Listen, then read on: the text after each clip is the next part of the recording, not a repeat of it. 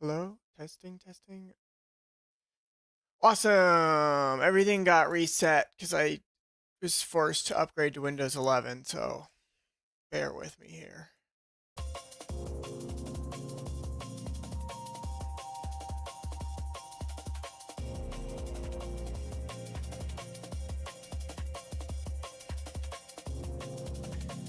Waited till the very last second to upgrade to Windows 11. Fuck that shit.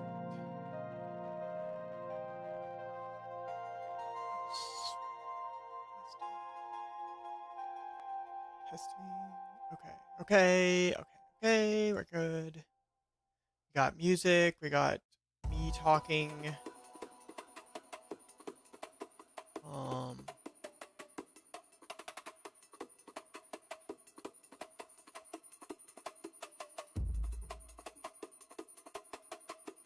So that's pretty sweet.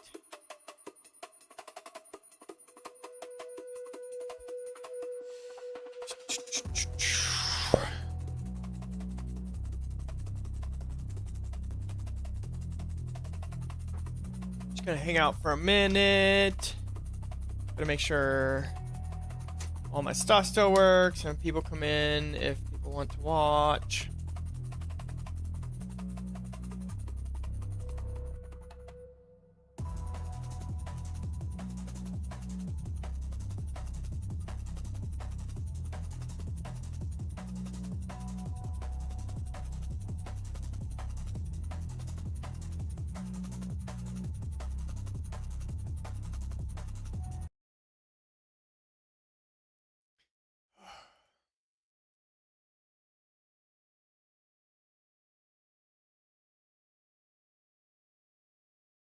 One second. Sorry, starting really slowly today.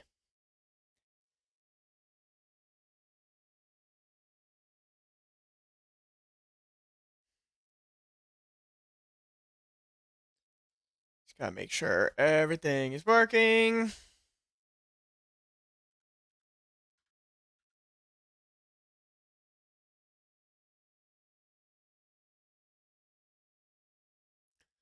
Looks like we are good to go. Okay. I got a little distracted this last weekend learning about some silly things. I thought it'd be fun to make a stream out of and design some stuff.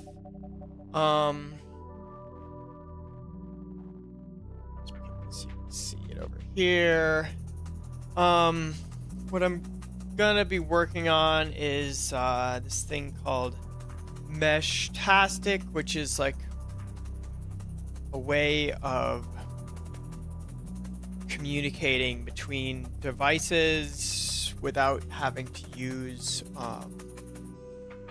cell signal or Wi-Fi or any sort of centralized like plan or whatever. It's been used for a while now. I know, like, for one example, like during the wildfires in California recently, when a lot of like systems went down in terms of like communication, people were actually using meshtastic devices to send messages back and forth and track stuff, because two of the main things you can do with this in terms of like communication is text messaging and GPS tracking.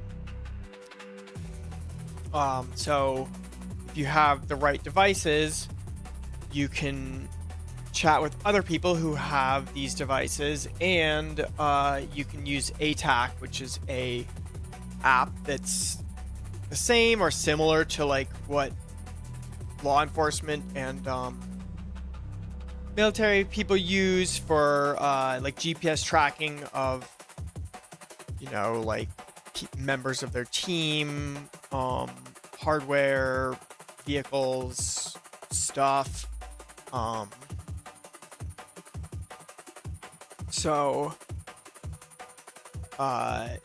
and then if you have that installed and then this other stuff installed, then you can then use it too and communicate with people.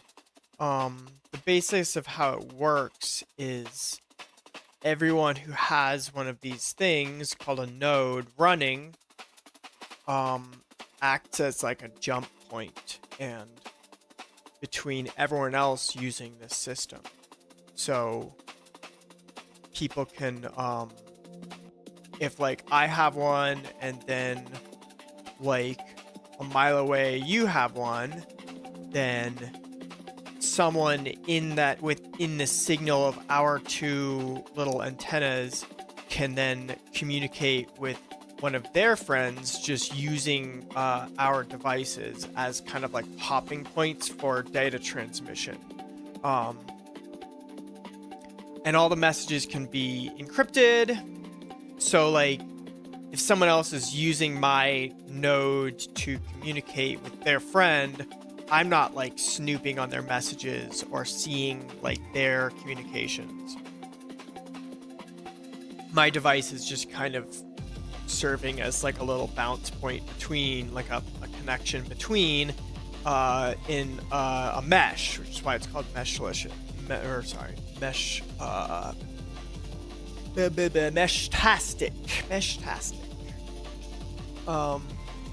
And these devices are super cheap.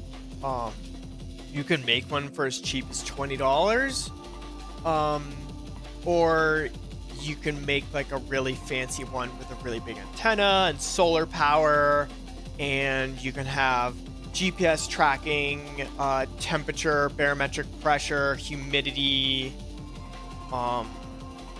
motion sensing. You can kind of connect a bunch of different sensors to these devices, which then data from them can be transmitted if you want, or you can just run something like what I have on my screen right here, which this is $25, and it comes with the antenna and the software preloaded on it, and then you would need to buy or design or print like a housing for it, but they make like already off-the-shelf ones as well. But yeah, so like for $20 to $100, you can have one of these things, and they've got like really long battery life, anywhere from like a day to a couple weeks, depending on which things you choose. And then it just Bluetooth connects to your phone, and then from your phone, you can just run a messaging app, or run ATAC and have your friends or various things on a map if you want, and none of that relies on cell connection or anything, which is pretty awesome. I add like tags to these things. Let me just add a description to my YouTube live thing. I don't know how people find these things, but I figure if I have a full description, then maybe people will actually find it.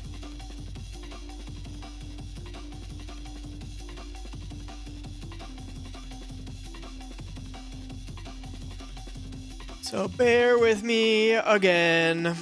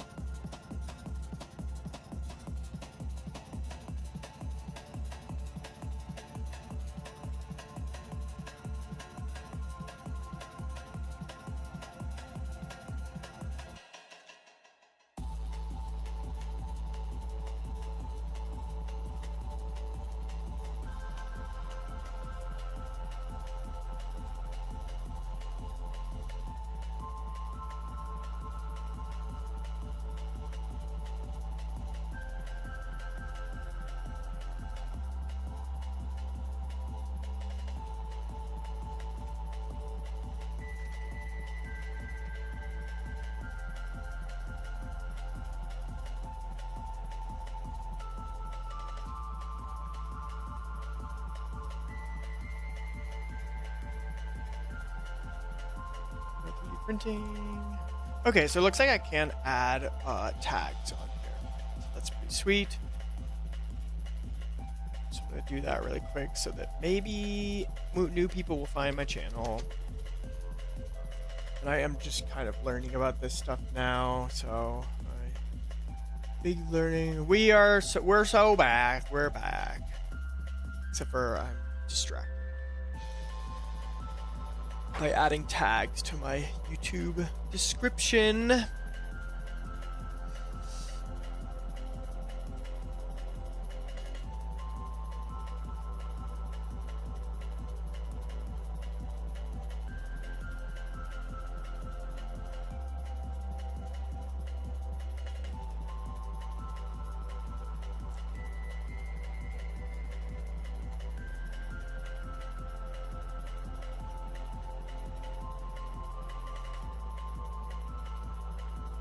Okay. Save.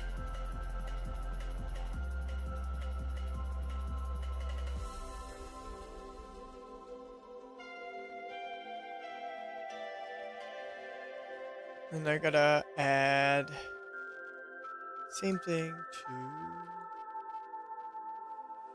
I don't know how to do this stuff like when I'm not already streaming. It's like the stream doesn't appear till I've already started streaming, but it's kind of like lame for me to be like adding tags and just sitting around while everyone's watching or no one's watching.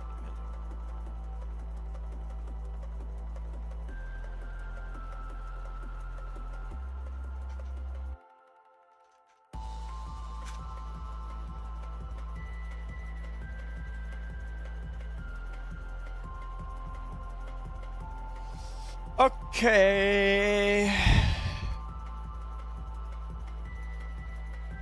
Okay.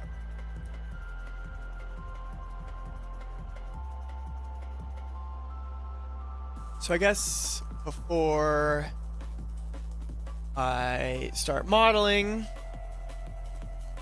we'll just pull up some bullshit on the web. Good afternoon, bitch.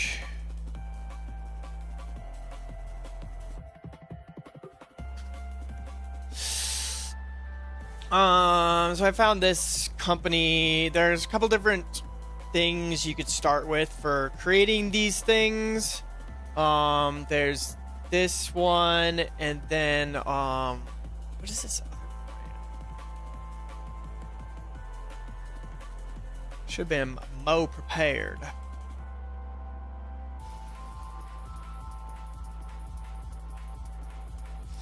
At least I got some organized, some folder organization over here. Rack. Wise block. So it seems like these are like kind of the best ways to go about it right now. Is this thing, you could see it kind of has this base thing, and then you can just like add all these other things. IoT stands for Internet of Things, I think, or something. I think so. I don't know, but yeah, GPS. Yeah, so like, I mean, you could use these and just have like these little cheap things like mounted in like some plant that you were wanting to monitor soil moisture. You could have one like on your car to track your car on GPS. You could put one on your dog and track them through GPS, or your cat, because like these things are tiny. They're like, I mean, this thing's like an inch by 2 inches, and the battery you can put on there is like also tiny. So like you could make a collar. I mean, you could even make a solar powered one and strap it on like a dog harness, and then just like be able to track your dog forever. But yeah, and like they're not expensive at all. It seems like a hilariously cheap thing considering like what you could do with it. Like this base thing's like $20. The core thing, which is like the CPU that like runs everything, is like another $20, $15, $20. And then each little sensor's like $10 to $20. Obviously it could add up if you start adding like all the things to it, but and then I found this company, which I thought was really cool because I'm a sucker for well-designed stuff and I like their logo. And they have this thing that they just released that seems to be more compact. It runs off the same kind of CPU as that last one, but it's all in one compact little thing. And then it also has like a little base thing as well. So like you can run just this thing and just plug it into a battery, and then it doesn't even need a screen. You just run it, turn it on, and then connect to it from your phone via Bluetooth, and then bam, you can start messaging people, you can start doing all the things. Or you can connect it to this other piece that has a screen and buttons, and you can kind of like have greater control, which is kind of cool. But like, you know, this thing's $30. The little dingleberry thing is $25, and then the battery's $9. And then you're set to go. And they come with antennas and everything. Or you could see like they've got this thing that you just buy, and bam, you're up and running, and then you connect with your phone, and it's got GPS tracking, and it's relatively weatherproof, and you're good to go. So that's pretty fun. But I want to design my own and make it better, so that's what we're going to do.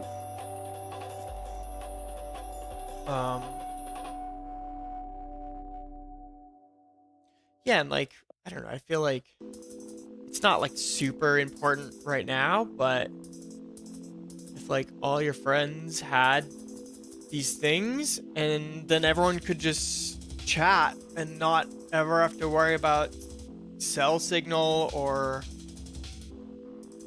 like Meta listening into all your conversations and like serving you ads for everything you're talking about. Yeah, that part seems pretty cool. And then like, heaven forbid, like ICE shows up in Denver and decides to like cut communication because they don't want people to be able to like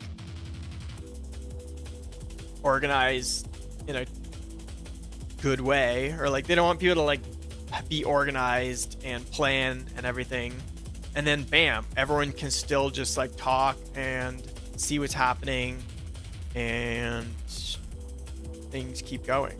So I think that's pretty dang cool. And another nice thing is they just have the 3D models as well. So we're gonna design a whole housing for it. But I can design it, like I don't even have one of these things, but I can design a whole case for it. There are a lot of little parts on here, and SolidWorks doesn't seem to like that. But you can see here's that whole thing. There's an OLED screen right there, and then kind of like a Game Boy-ish control scheme, which seems kind of fun. This is going to be my second design. I'm going to work on like the whole larger one with more buttons. The first one I'm going to design is just going to be with a little tiny one, because I feel like if you're just wanting to chat with people, you don't necessarily need like all this crap. You just need a little antenna, because it doesn't even need to, you don't even need to interact with it. It just is running. And these things should have like a 2-week battery life by itself. So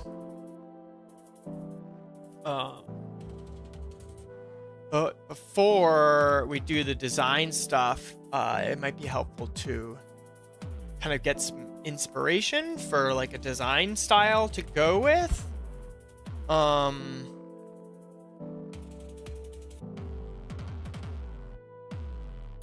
For that, we could maybe go to Pinterest. Here, one second. I don't know what crap shows up on my Pinterest. I don't want to risk showing a bunch of dumb stuff.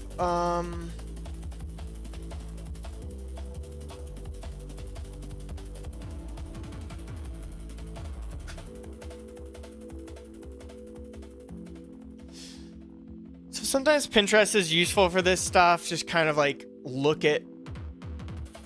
Sometimes it can be dumb and like not helpful, but like I just typed in cyberpunk devices, and so we're gonna look through and see like what kind of like design style we want for this thing, and see if we can get any ideas for stuff. And we can even like make like a little mood board inside Pinterest.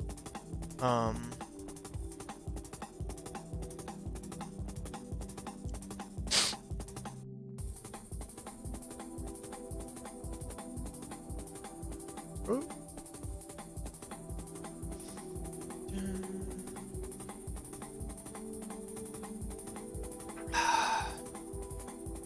Is this a high-tech cigarette case? Oh, that's hilarious. It's got an ashtray and everything. Oh, Shiba. Amazing.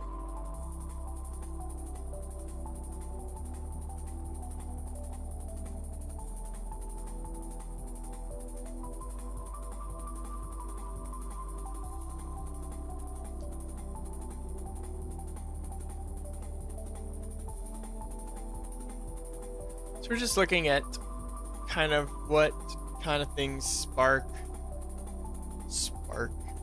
joy, spark inspiration. I never even watched that like decluttering video. I don't know why I said spark joy. Nothing sparks joy these days.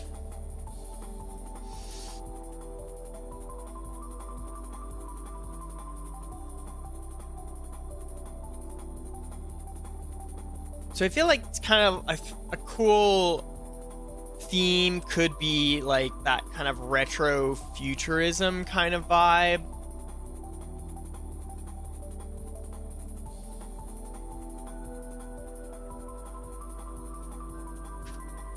I don't know if this is going to bring up outfits or objects.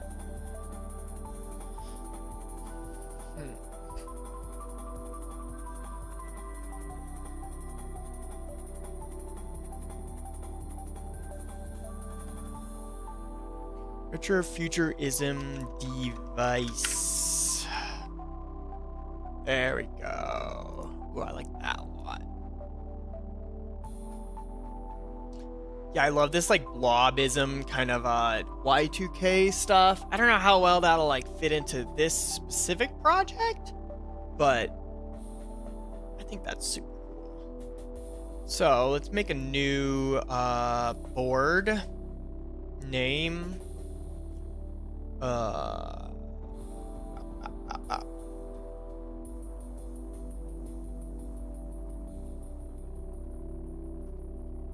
Meshtastic device.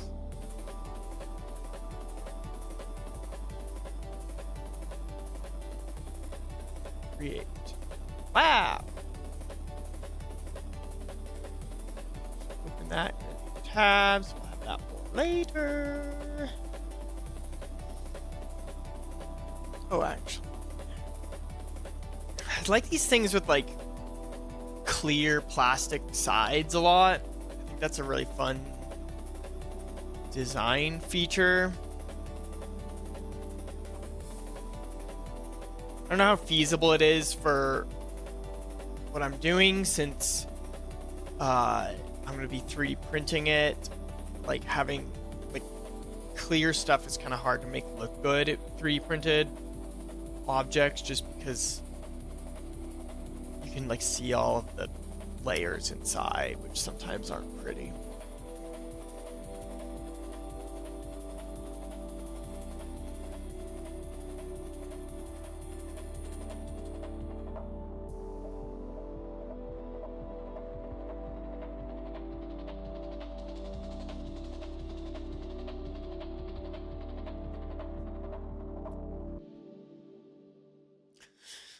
But if this thing, like, you want to design it so it's like cool looking, compact, and like easy to attach to stuff. I picture it like maybe clipping onto a backpack, clipping onto like a purse strap maybe, or like attached to the strap of like a crossbody bag or something. And then it has to look cool and maybe not like super intimidating, so that like you're not getting like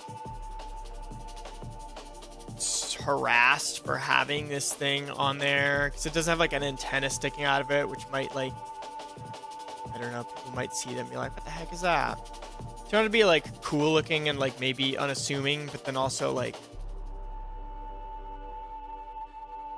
yeah, cool enough looking that like you want to have it with you, I guess, and you're not like embarrassed to be carrying this thing around. Because like, if you want, you have to have it like within Bluetooth range of your phone to be able to text people through that thing, through the mesh. And the antenna has to be essentially facing straight up and down for most antennas. Like the direction of the antenna is actually important for this style of thing. And look, oh, you can even see here's meshtastic thing right there already. But yeah, the antenna like direction is actually kind of important. So unfortunately, you can't just like have it at the bottom of your backpack, or like in your shoe. I don't know why it would be in your shoe, but kind of have to have it like relatively. Yeah, this is probably what this is. Yeah, you can see handheld node. So like that's kind of cool looking, but it also like kind of looks like a improvised explosive device, or like it looks like kind of silly. I like this duo tone thing. That's super cool. Yeah, and here's more of these like clear.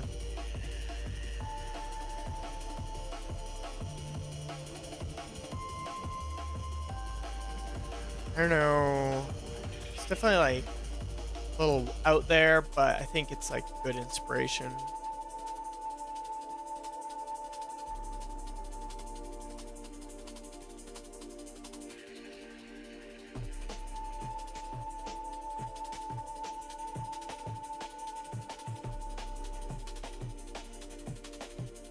Then at some point I do want to design one that can be like, because like, so another thing is like if you're camping with a bunch of your friends, you can have like one node at your campsite, like with a large antenna, maybe even like up on top of something, so it has more range.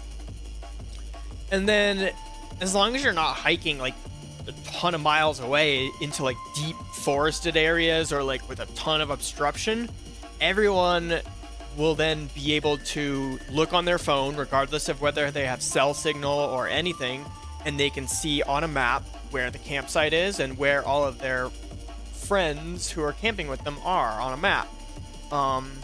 And they can also chat with each other as well. So like if you need someone to grab something, like, oh hey, I need firewood, or I need some water or something, or I need like a specific shaped rock to bash my skull in, you can then ask someone and then they can go grab that and then come back to the campsite. Or if you're out there and for some reason you forget where the campsite is, you get a little turned around, you just look at your phone and then boom, there's the campsite on their thing.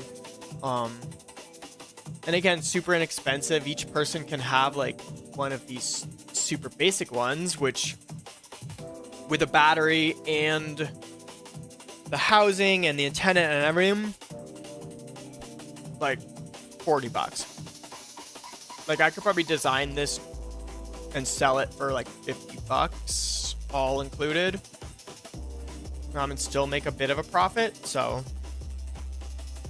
Everyone just has a little $50 thing, and then the one at the campsite would be a little bit more expensive because you'd want like a nicer antenna.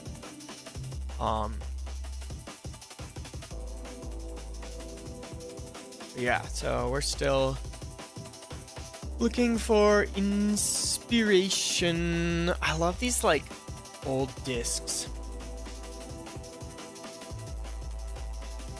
Like I wish like cassette media was kept longer. I wish like people advanced, because like this is like I forgot what it was called, but there were some kind of like cassette media that was created like right before flash drives and flash media became like publicly available.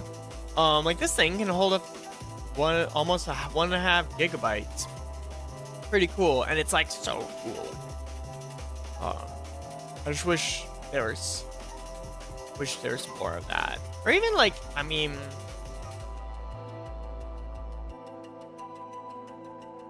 just make tech cool looking again. Like the clear, like bright colored stuff where you could see the insides. That stuff is so cool.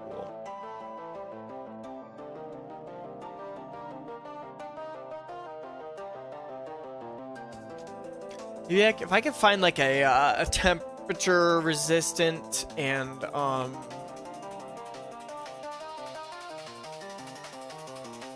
like strong, like translucent filament, maybe I could integrate some stuff like that into this. That's funny. High-tech cigarettes.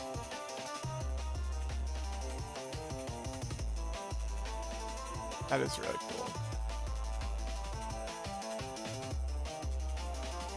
Not cigarettes. Cigarettes aren't cool. They stink. But clear plastic cigarette case. Super cool.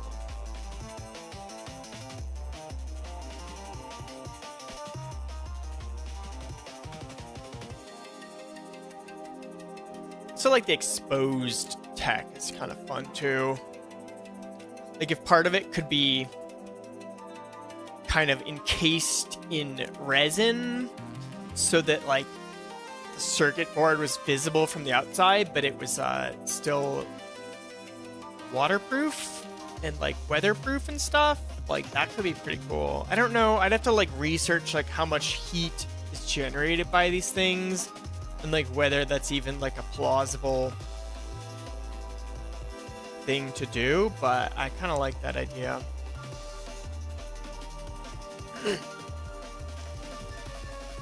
These are cool. These all look like AI generated stuff, unfortunately, but occasionally it's good inspiration, I suppose.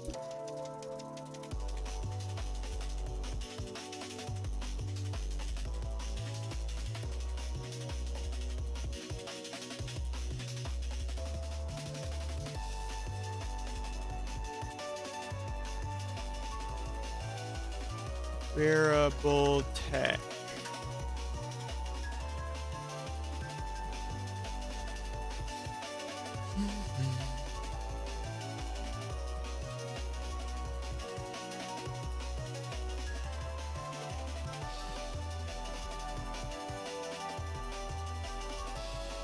Also making it out of like a soft, like, or at least part of it out of like a soft, durable kind of rubber could be fun, because then it'd be like really easy to strap onto things and theoretically like add a little bit of shock proofing.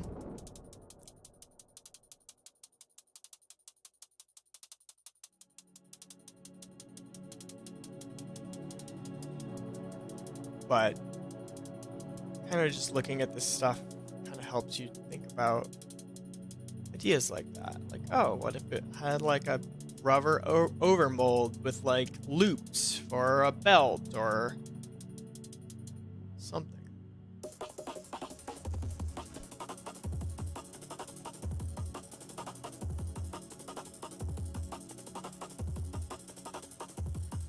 This is a vape. I do like the like magnetic like connecto stuff. I could like having the battery of the node pop off like that could be cool, just to have a like a hot swappable battery. Or if you could kind of attach like if you're like, oh, I want GPS, and then you like snap the GPS thing on there, and then if you don't need the GPS, you just like pop it off until you fall and your like entire thing explodes. Oh, see, here's another one. That's the meshtastic logo on there. Looks like too much like a vape though. Like, I get it, it's like that's the antenna, but that's just a vape.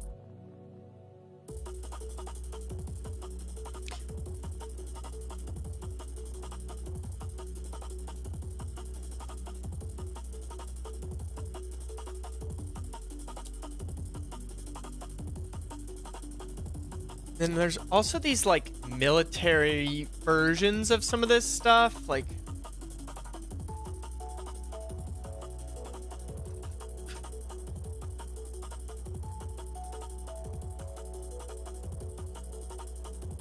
yeah, like this kind of stuff is so cool looking because it's like just super rugged. It's like built to withstand a bomb.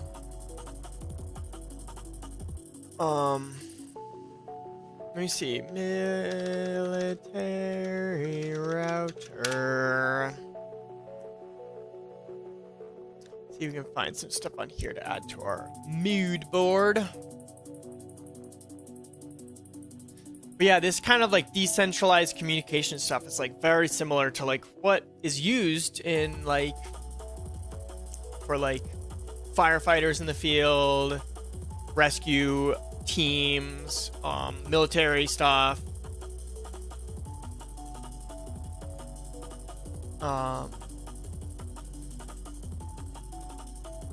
Yeah, like that's cool. I like how that looks. Why is that picture so low resolution?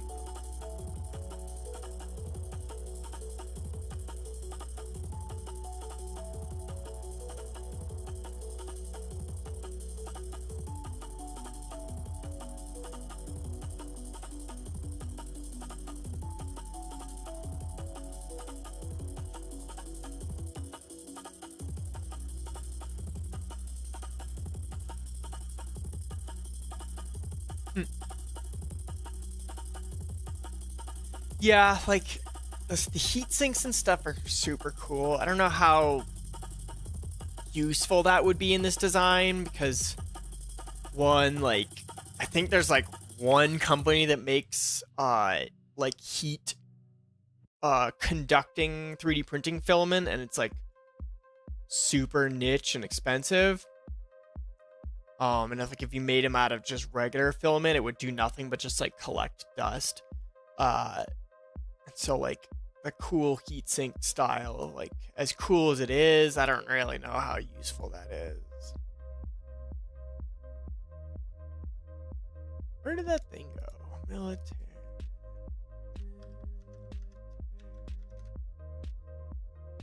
Military girlfriend. What the fuck is that? Military.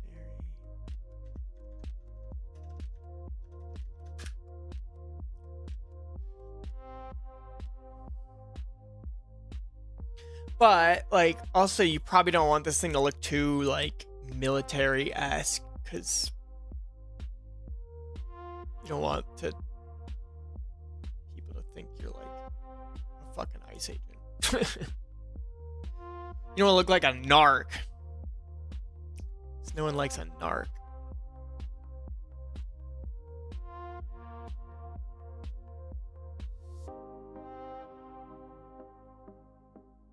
How is this website pulling these like terrible quality images?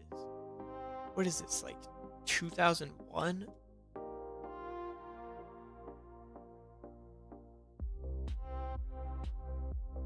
Pinterest is useful, but like it so seems like it's like just not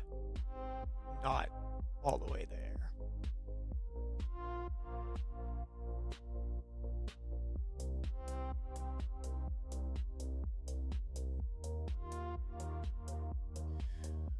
Alright, it's probably enough playing around.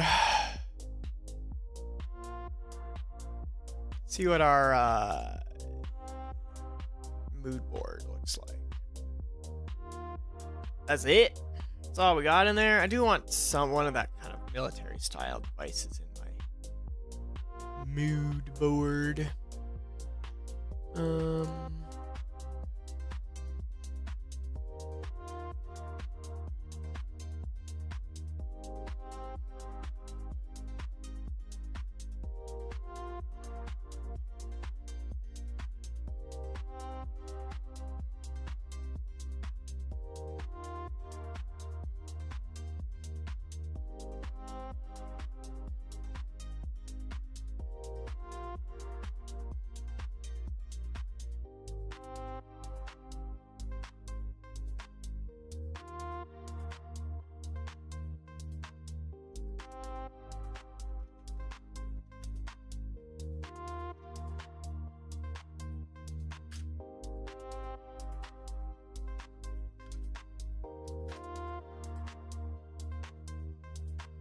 Oh, mesh. I was like, why is there clothing on here? Mesh.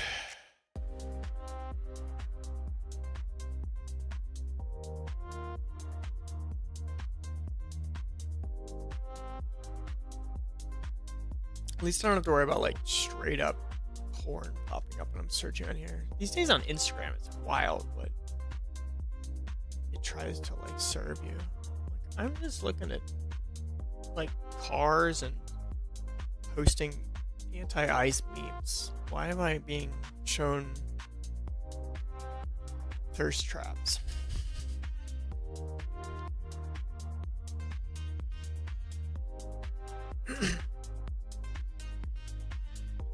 So many heat sinks. I love heat sinks. I wish like I could do more with that style, but I suppose I could like integrate a store-bought like aluminum heatsink into the device, but it sounds like it would just like needlessly add money because like I haven't really seen these devices with a lot of active or passive cooling on them, so I don't really know like how necessary that would be. So it'd just be like needlessly making it more complex, having more places for water to ingress into the device, and just adding money to it, unfortunately. That's cool. What is that? Getting distracted.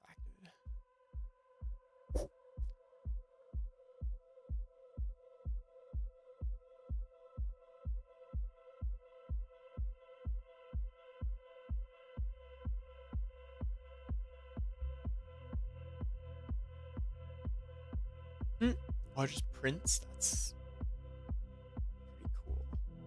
I've been trying to figure out, I have like a Raspberry Pi 5 sitting, and I don't really know what to do with it. Because apparently like the Raspberry Pi 5 runs like a whole different system, and I don't even know how to code, so like I barely even know how to do anything with it. But the Raspberry Pi 5 is like different than all the older ones, and so like none of the projects like work with it, it seems like. But I didn't really know that when I bought it. I was just like, oh, 5 is newer than 4, and it's the same price, so buy the 5.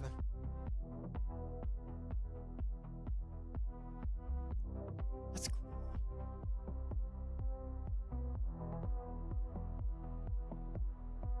Kind of inspiration on how to actually design the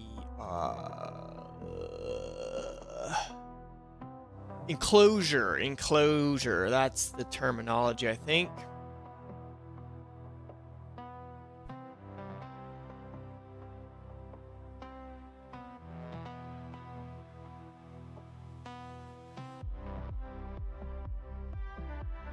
Yeah, having kind of like a main really compact enclosure and then something else that clamps around it that's kind of like you can switch out, that has like different methods of attachment, like belt clips or things for like poly attachment points or what have you, would be really cool, because then you could make use of like 2 different materials or colors to kind of have contrast in the device, and then also like theoretically the outside part would break first if you like dropped it, and then that could be replaced.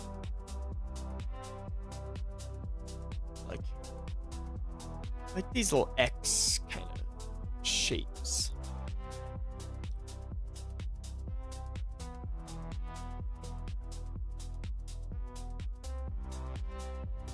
Oh, and then half the stuff on there is a fucking ad.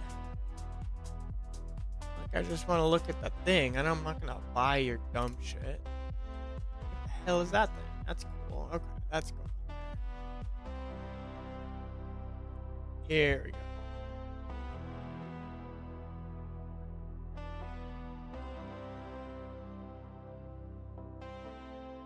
I like these little labels. I feel like there's like an art to creating these like spec and like manufacturing labels with like part numbers and all that stuff on it. Stuff looks so cool. So you know I'm like an insufferable design nerd, and I'm like get excited about like part number labels on devices.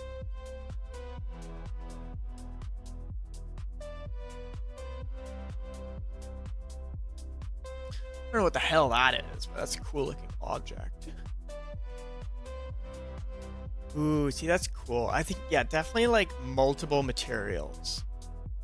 I think that's key. And then this kind of like some sort of belt loop thing is cool.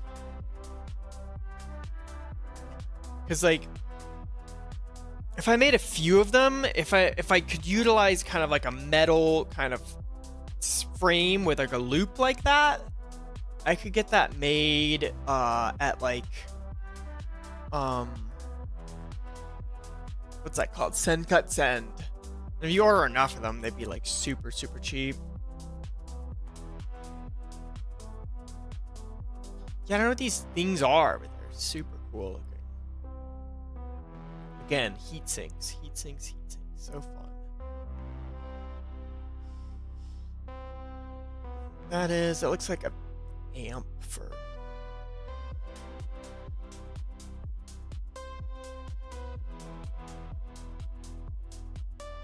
Yeah, here we're getting that kind of like military kind of design style.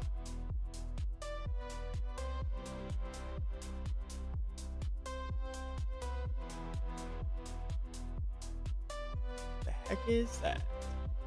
Oh, it's a light.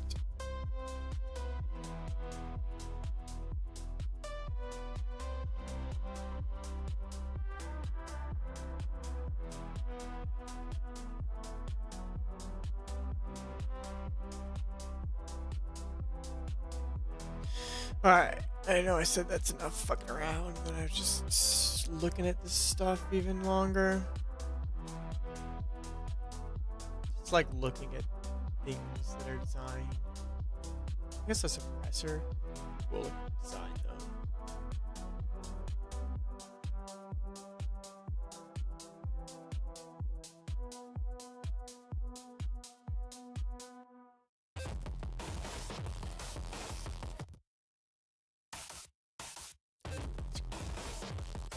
Alright. I think we're getting a decent...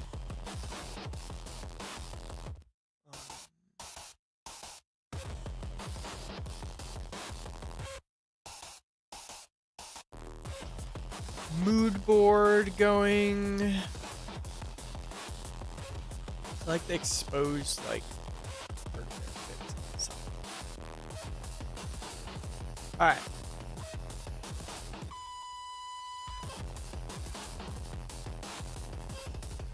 There we go. There's a mood board.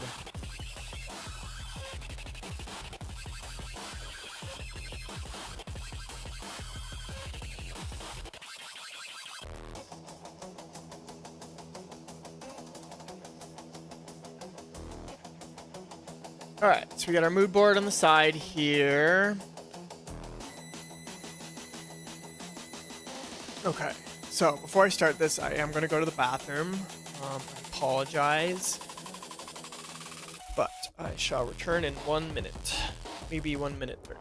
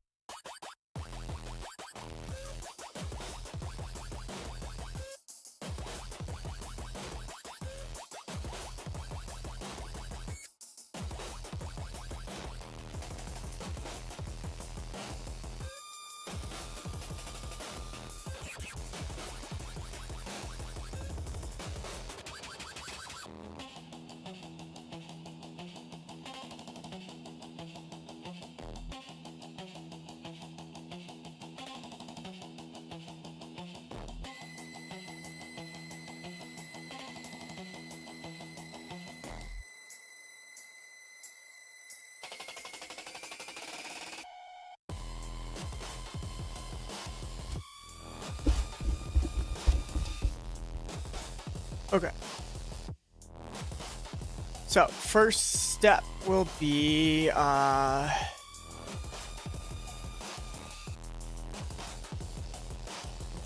let's make sure actually.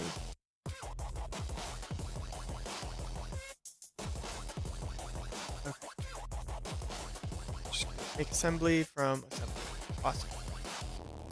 So this is going to be what the thing is based around. So this is going to be, oh my god, I don't understand why this object just makes SolidWorks so sad.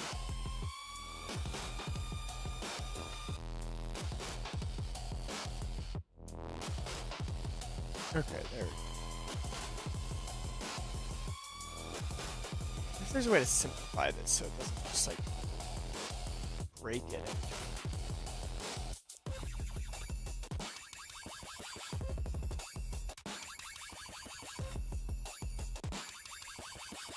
Anyways, okay, so this is what it's based around. So we're gonna make an assembly, which will be our final kind of like assembly thing. Then we want to put all the parts into it that we're gonna be using, so we can get an idea of how big the case is going to be for it. And I modeled the battery, so we've got the battery. We'll orient that better later. And then I'm just gonna bring in a random antenna that I downloaded.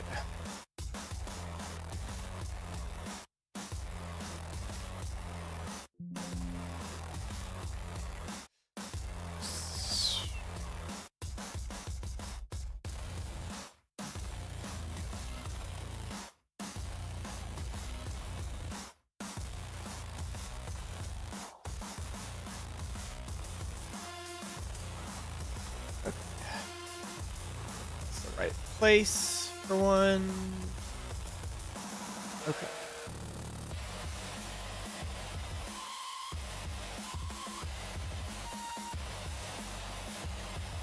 I think that's probably enough of whatever that was. All right, boom. Antenna. Yeah, see, this is like a tiny little antenna. It's bigger than everything.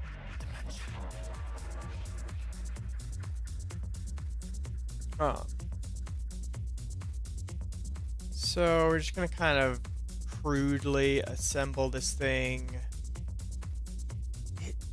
It's freezing so often with this object.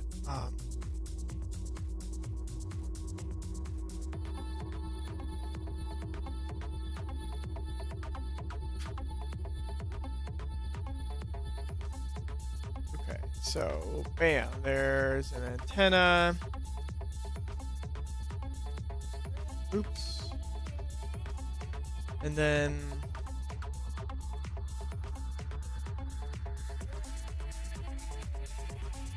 I'm trying to think.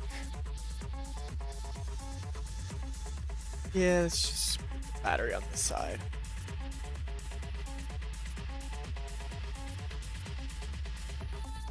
Okay. Now I've got our antenna. our board and our battery. And honestly, that's like all you need.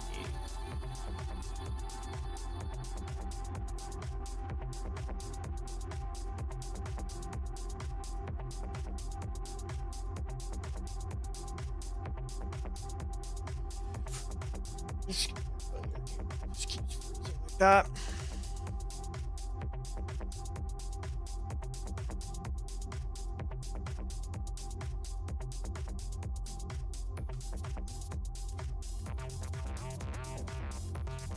I wonder what's in here obstructing. Okay. Alright, so that can go right there up against that, basically.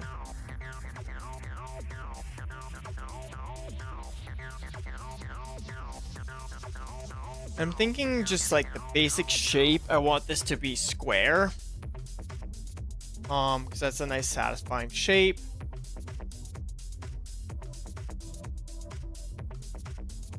Just want to see how big of a square or how small of a square we can make it.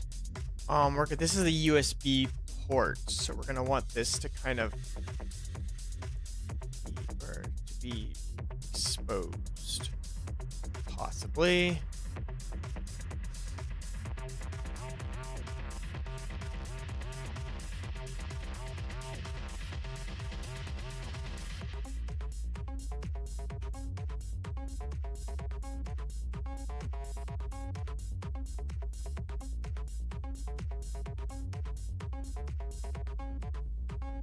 And then having the antenna kind of like sink in. Ooh, if the USB can be like directly in the center of the side. Nice.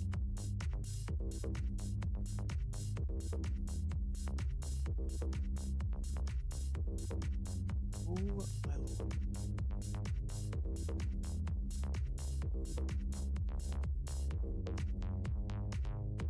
Alright, let's see. Is there a way to do this in like a lightweight manner?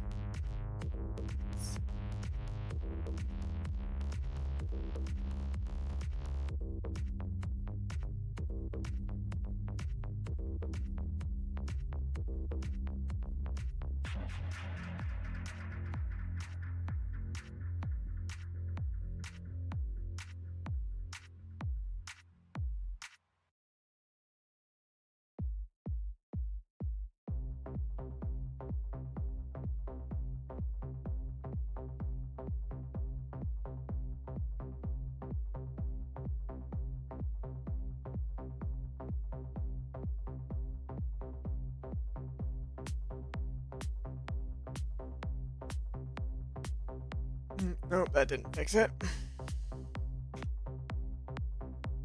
It's like slightly faster. It's like freezing, but only it's like for a slower amount of time.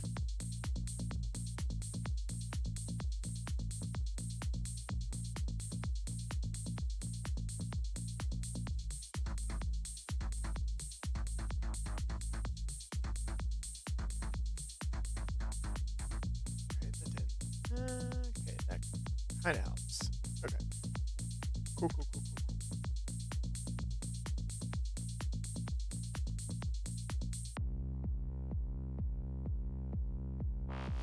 59 millimeters. So 60 millimeters is a nice even number of millimeters.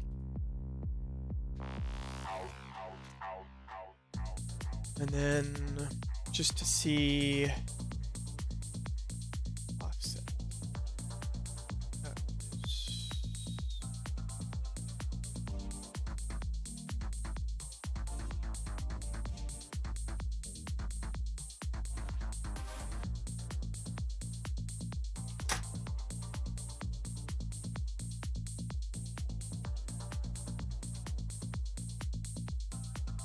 See how much room we have with 3 millimeter walls.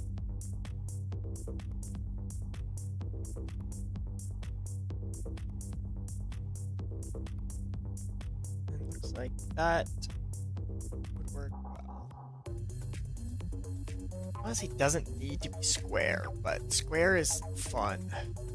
If we do square, then maybe there could be like a big kind of attachment loop point, like a hollow point right here for attaching to some sort of thing, possibly.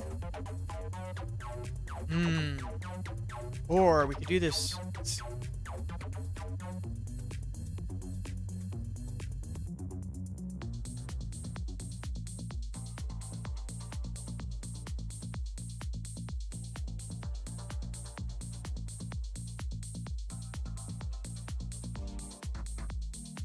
Hell is that?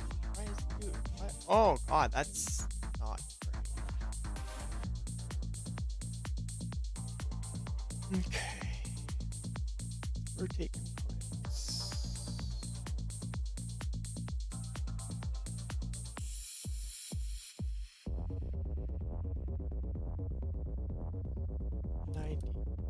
Apply. Negative I. There we go.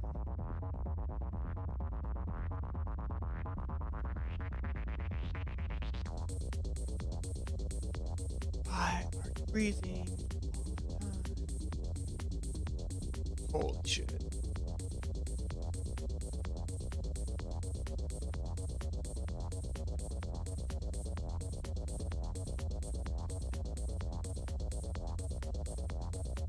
We already crashing. There we go.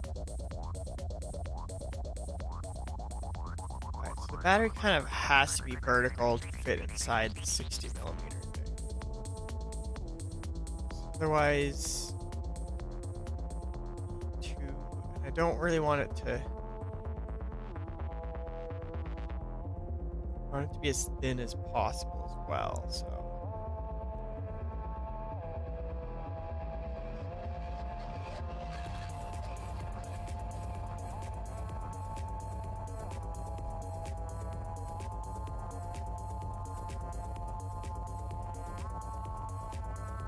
There we go.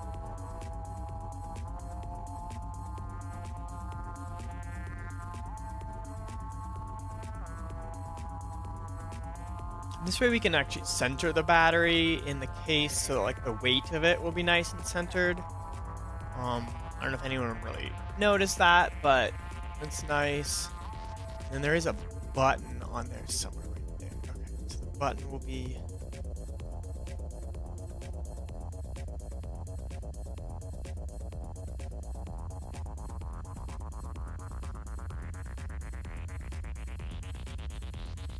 Okay.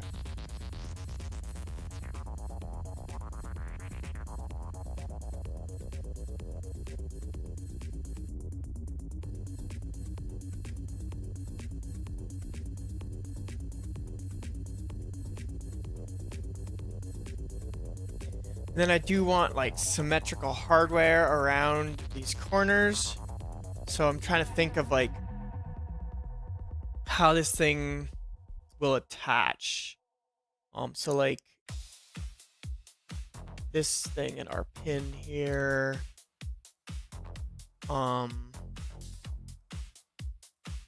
See how it's got like the main compartment or like main. I keep forgetting the terminology. Enclosure, that's the word.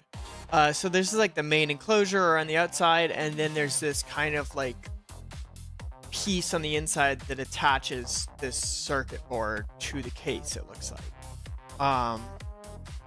And I feel like that's kind of, it's possibly how this is going to work.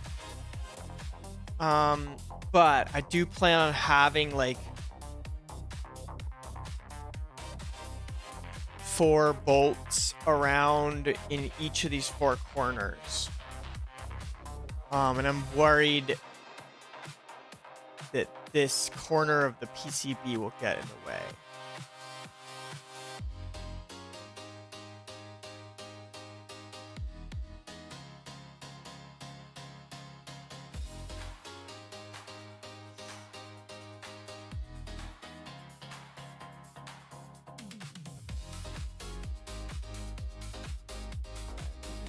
Over slightly.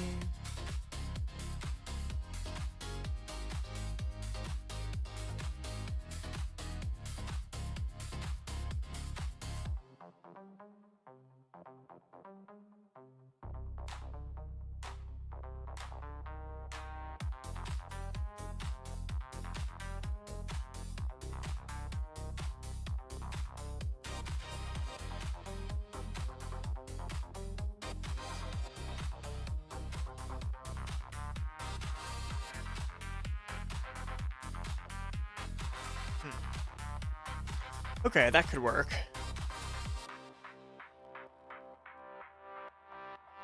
We've got room for hardware in this corner. Oh, then with the batteries in the way.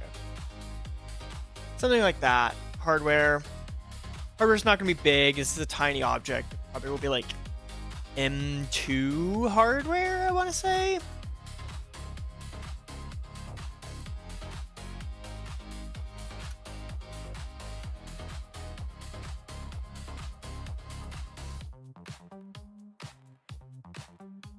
We're going to use metric because we're cool as fuck.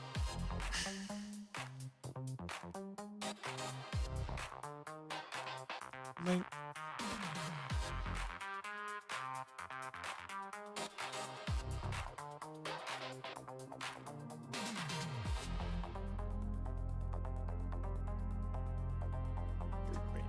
right. So we're just gonna see if we've got room for the hardware.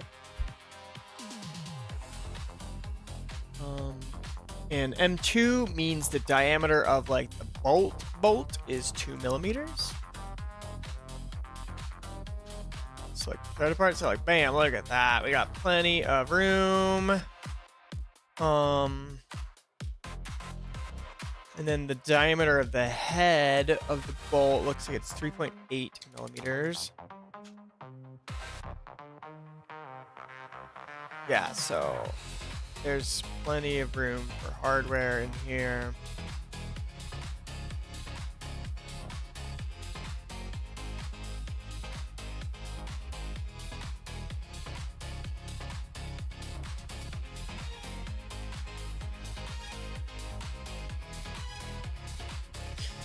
Still freezing. I'm gonna have to figure out why this circuit board mod. Like, I get it, it's got lots of little things, but like, this computer is not a slow computer.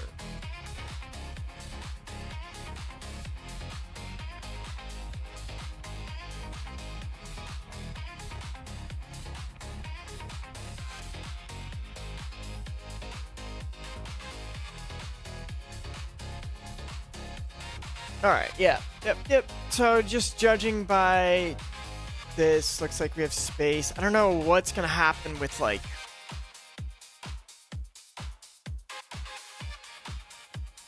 the antenna and how much space around that we're gonna need. So that will be kind of like a defining factor here.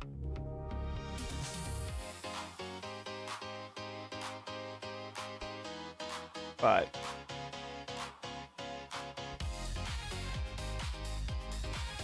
so I do want some nice rounded corners on here, but I need room to have some sort of socket for the antenna there.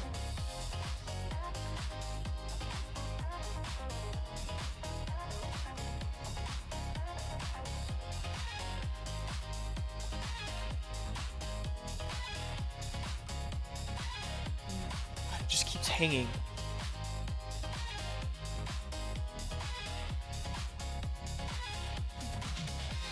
I don't need all these extra little parts. I'm just combine this into like one part.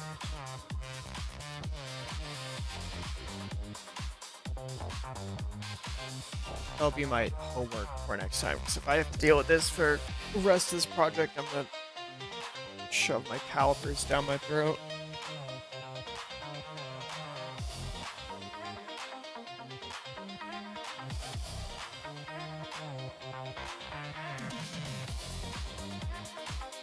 Awesome. Awesome.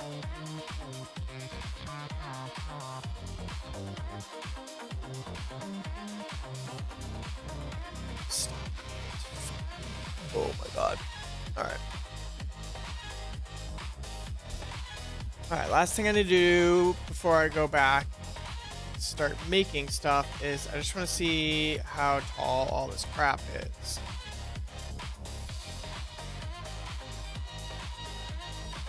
16.13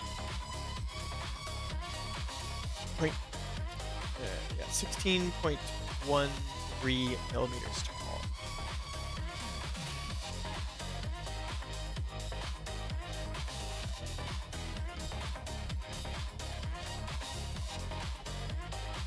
Okay.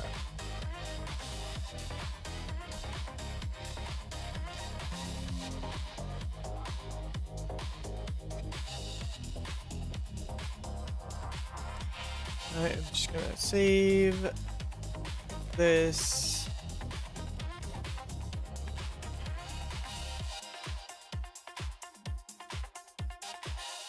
Mini node.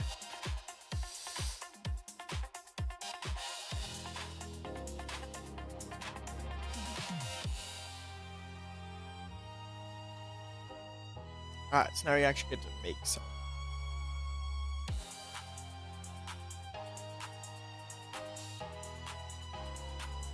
Oops.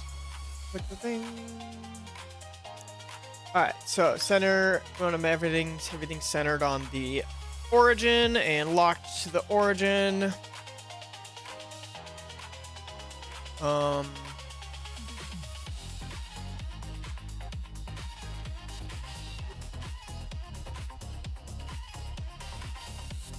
gonna do this. I could just make these equal, but I'm gonna do this way because I'm gonna round the corners.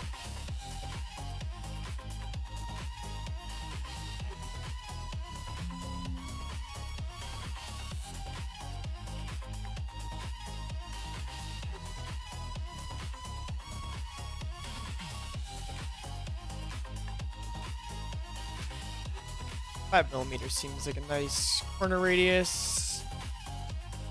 Hopefully there's enough room for that. All this stuff in there with that.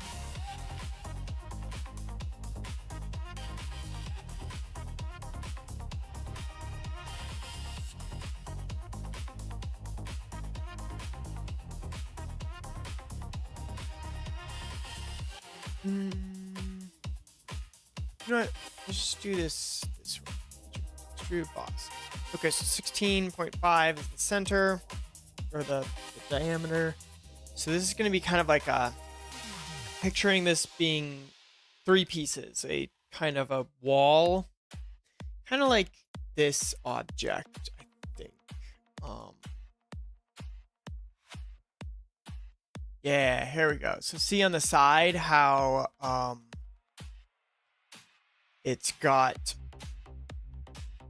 kind of like a central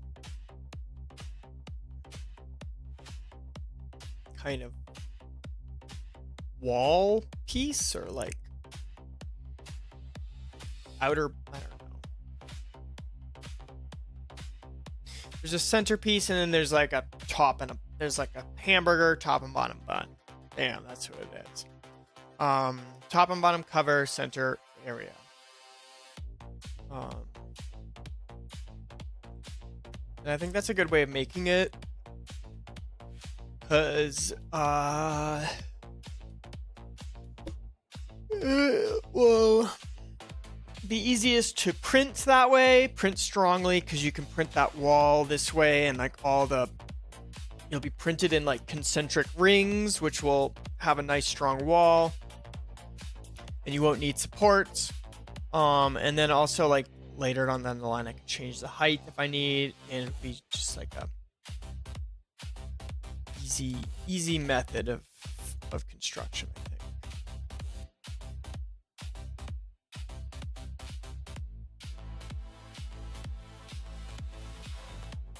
So I'm gonna do 15 millimeters for this height, because case is going to kind of bulge out to fit the taller parts, aka the battery and the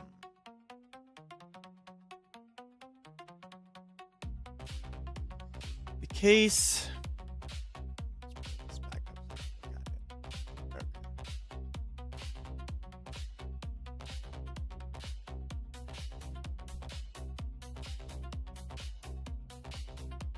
And if I can have this USB kind of in the center, which it looks like it basically will be.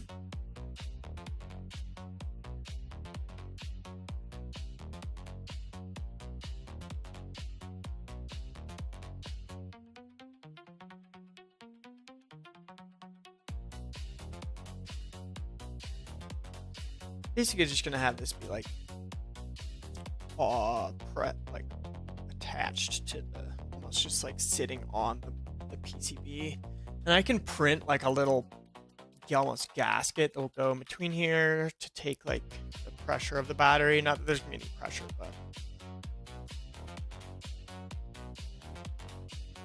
just double check the height of that. Why are you not selecting the bottom? There we go. Okay, 14.39. Perfect.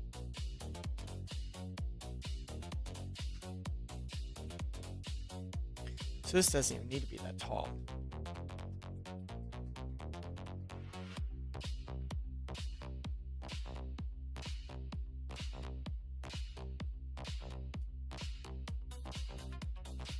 $12 millimeters. That is... So it's pretty thin.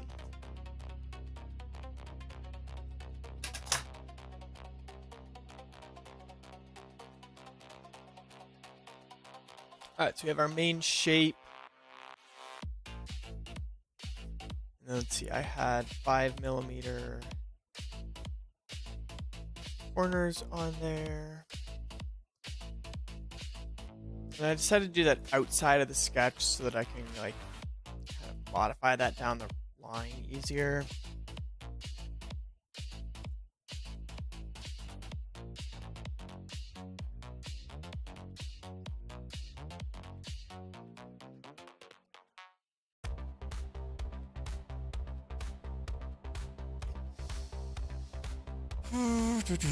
I wonder how, let's see.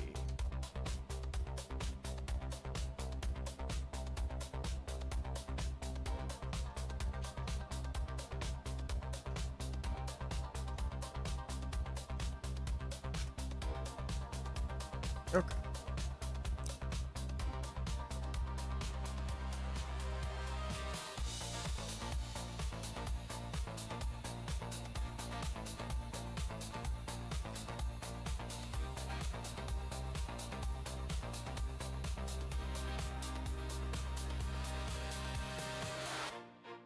Okay, this thing is going to be taking like a ton of pressure, and looks like, stupid AI overview. Looks like people are saying, which I remember hearing this a while ago, but I had forgotten. But so the nozzle on the 3D printer is a 0.4mm nozzle. So each like layer is about that thick.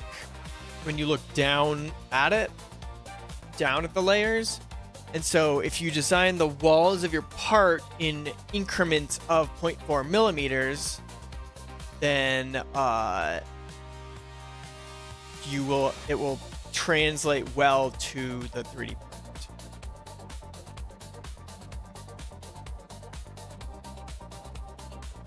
I'm going to do 2mm walls.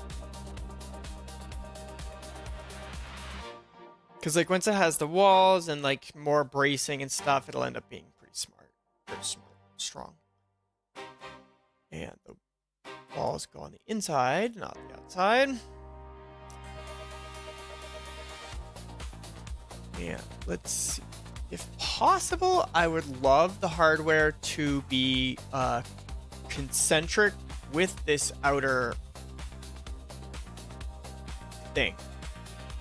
Because that will just look nicer, but I don't know if that's going to fit with the thing.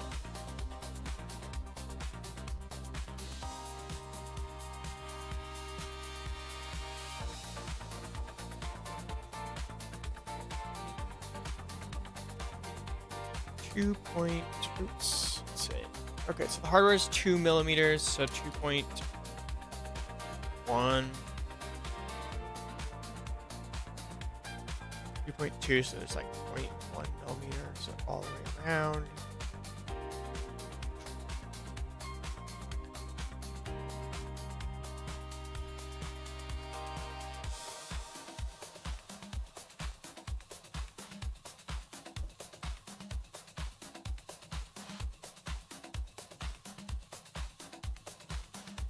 And that's going to need walls around it too. Offset.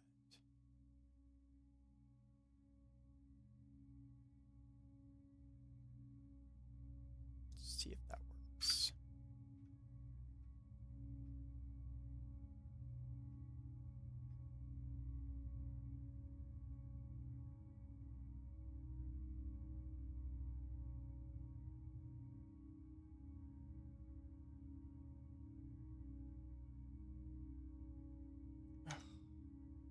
I don't understand. Like, I make this. There. Needs to, like, constrain itself. Please. I'm getting rid of these just so that when I fill it, it's easier to do that. Okay, so at its core, this is going to be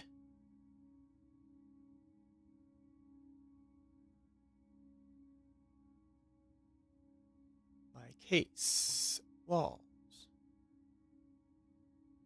Not the dot, hole. Oh. And then these little angles are not pretty or very strong, so let's do that. Select all of them, add a fillet.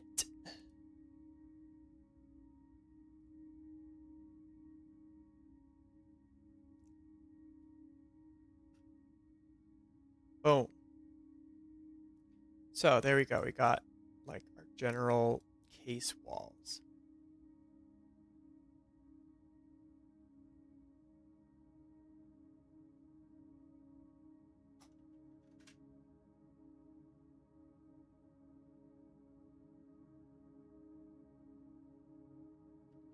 Case middle.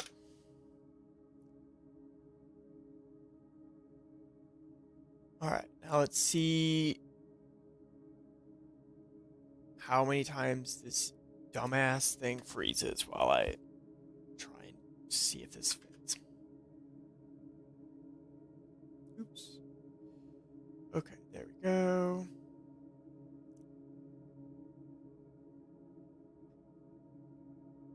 Assembly mate. And I just want that to be parallel.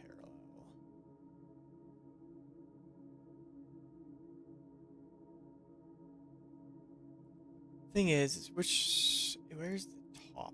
Is it front, top, right?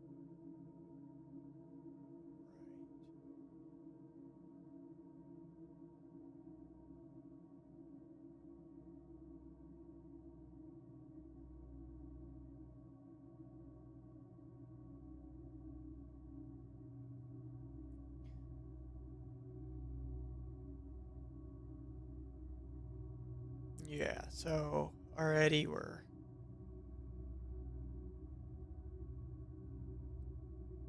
kind of running into some issues with fitting the battery.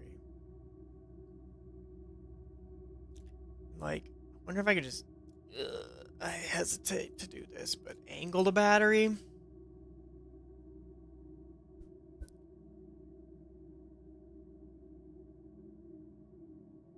I love how that just goes in a completely random manner. Alright. So, what if it's at an angle like that?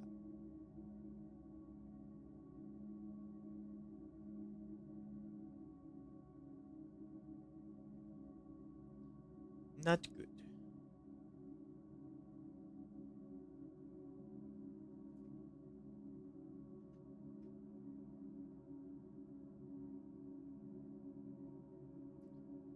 I'm sorry for this thing freezing every couple seconds. It's something to do with like all the different little parts on this 3D model that they gave me for this thing. I had to figure out how to convert it into like a single body, basically, so that it's like not, because like each one of these tiny little like things on the PCB is like a separate part in the assembly they gave me, and so it's like just not playing nice. So let's put this at the very base, like right there.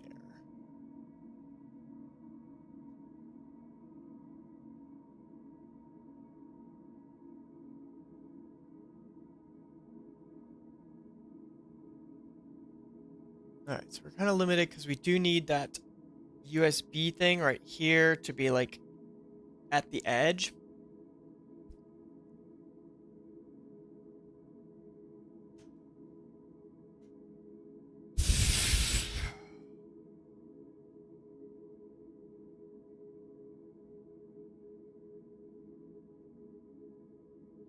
You know, these inside walls.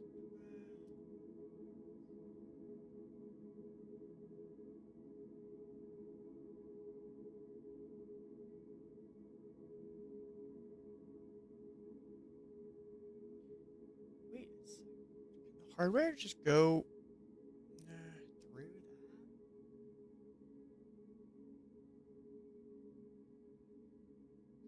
diameter are these walls?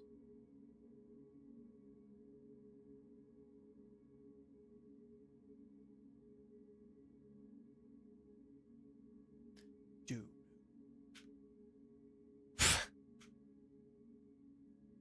Okay, yeah, I need to do something with this file that they gave me because this is insane.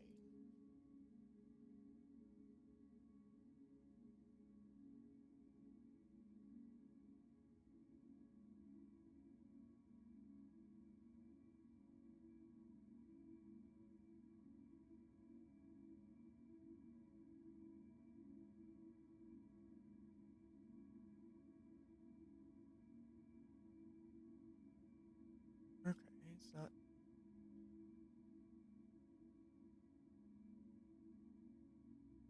Why is it? Okay, so it needs to needs to come in lightweight. Set lightweight.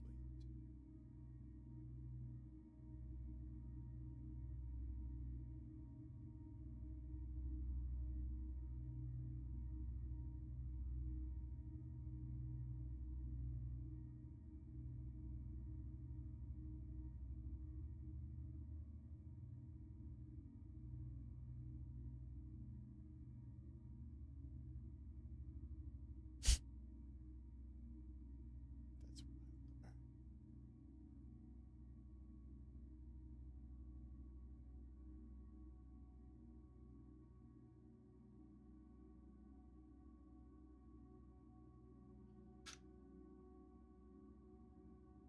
You know, this would be easy. Fucking didn't do this.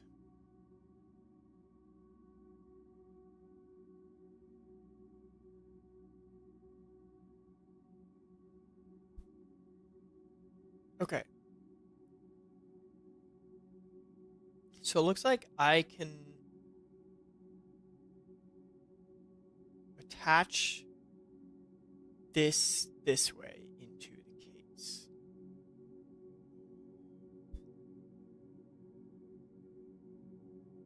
Question is,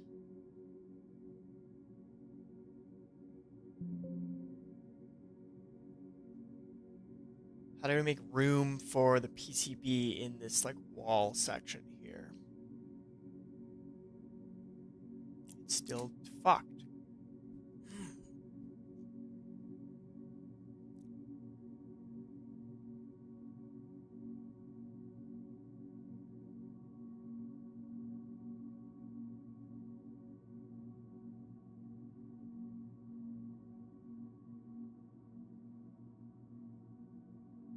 Okay.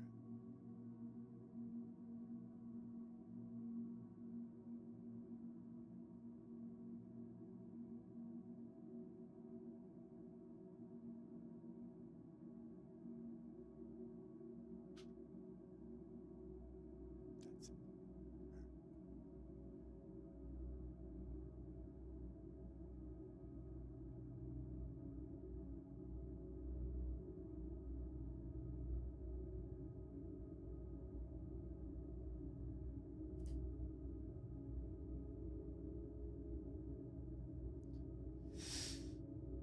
Oh. Oh shoot. I missed a new chatter. Uh-oh.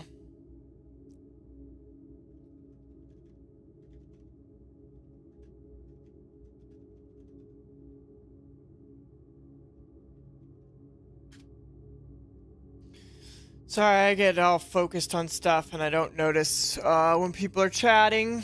But thanks for checking out. I don't know if you're still here, but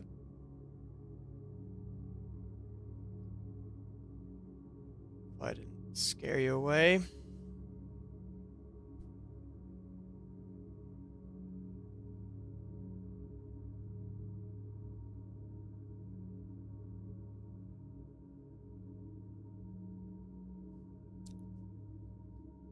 Hey, thanks for joining. Today I'm designing a meshtastic kind of communicator node thing based around this PCB here. The assembly's being really irritating and like freezing a lot, so apologize for that part. But so here's our outer wall piece. And I think we're just going to start building how it looks first so that it's not super boring to watch. At least we can kind of get like the aesthetics down, and then we can like adjust it to fit the thing near the end so that we actually have something cool looking to work on.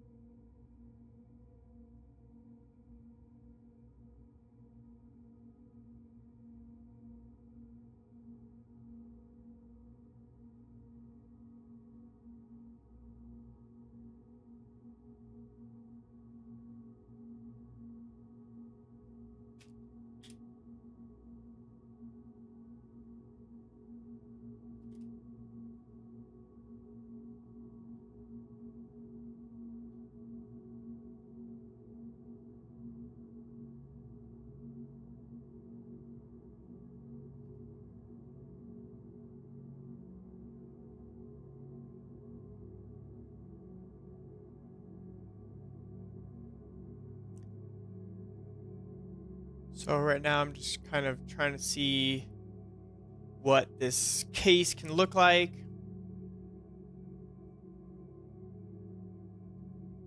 Let's make this center wall piece a different color so you can tell.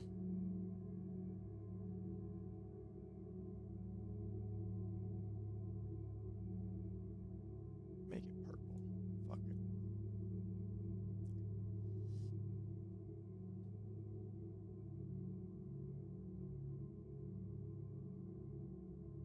And we gotta leave room for our hardware.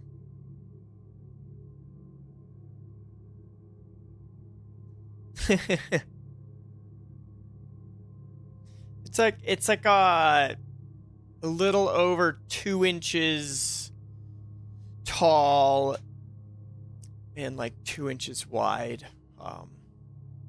So a little bit smaller than a lunchbox, unless you are eating like 3 pieces of candy for lunch.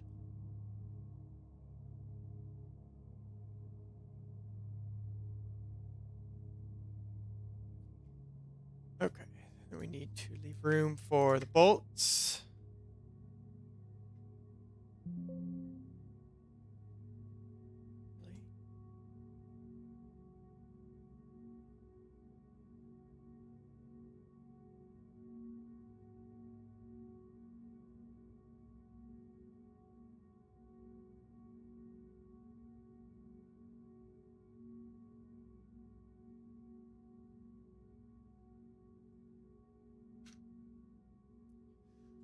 And then the hardware we're using is right here. And the bolt head is 3.8 millimeters wide. So we need leave a little room so we can make this.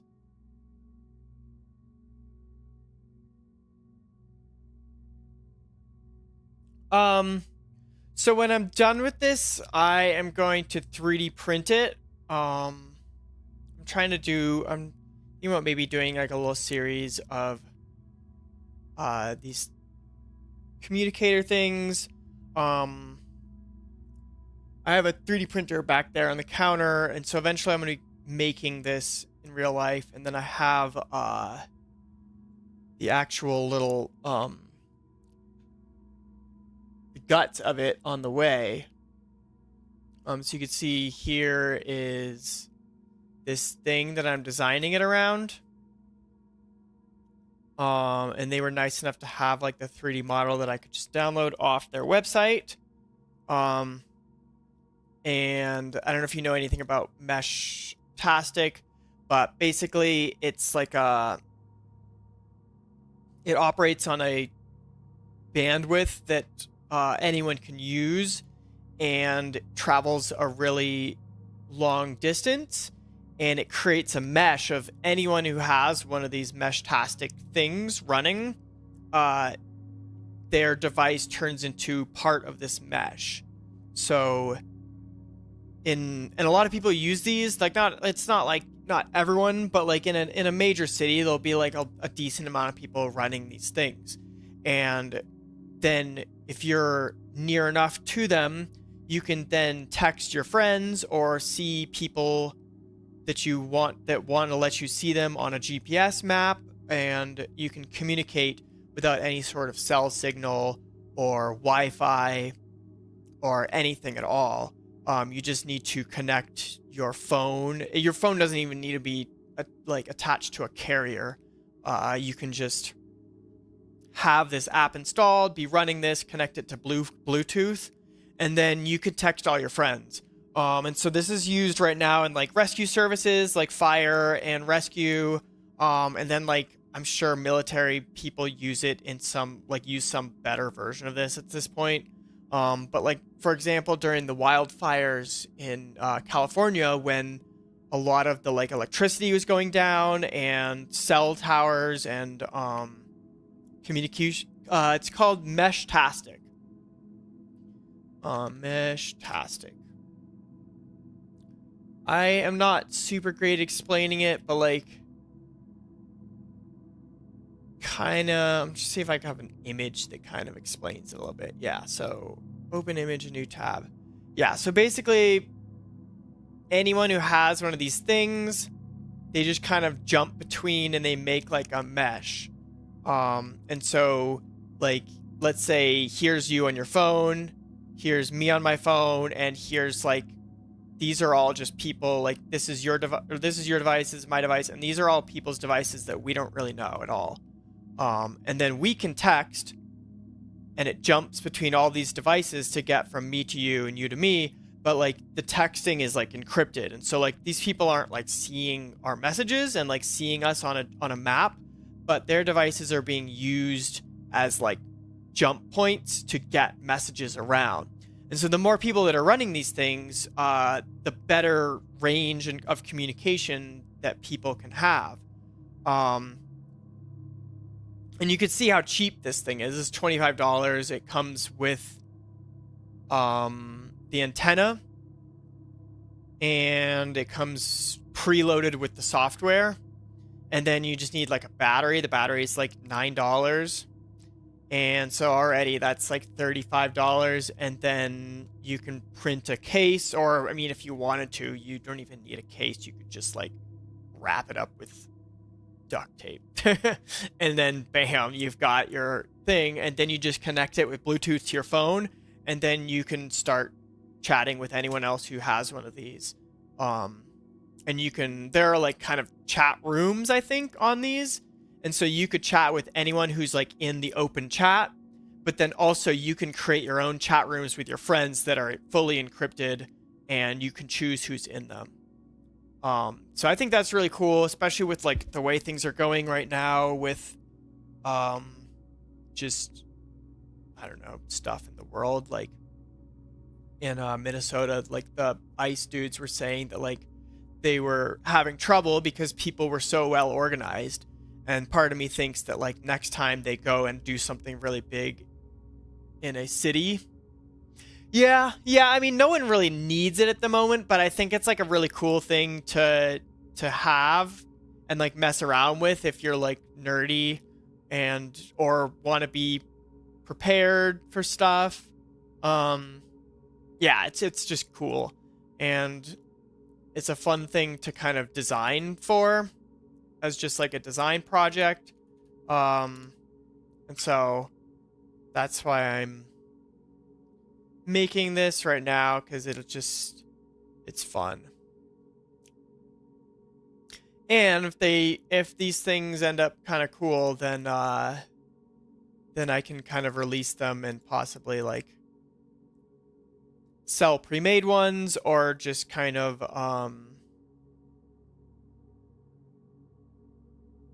have the plans up for free for people to just download. Cool. So then we've got our hardware holes. Thank you.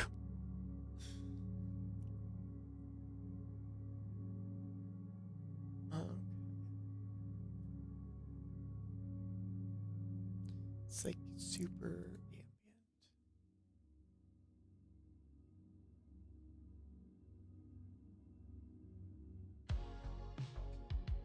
There we go. Less ambient.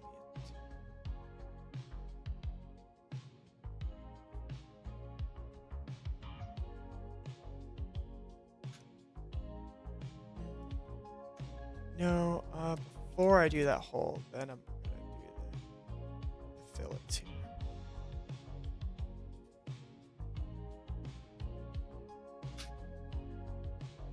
Okay, there we go. That's much better. Yeah, and then the cool thing about SolidWorks is there's like this feature tree in the side, and so like I made all these holes for the hardware, the bolts, and then I wanted to add these rounded corners before that, and so I could just kind of drag it up past where I put those holes and then add in the holes for the hardware. And I do a bunch of other design stuff. Like the first projects I was doing is designing a set of wheels for my friend who actually got them made.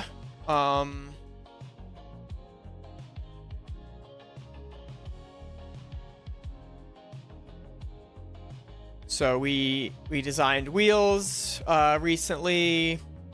So these are going to be available to manufacture through a manufacturer that I've been working with.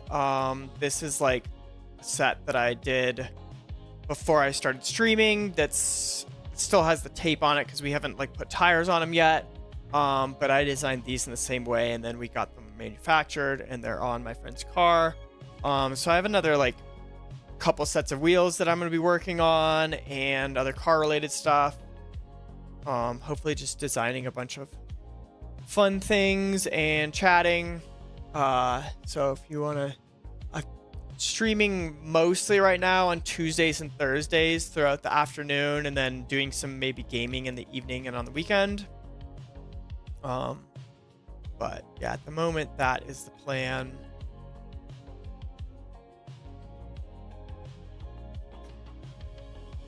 Okay, so we got our case here.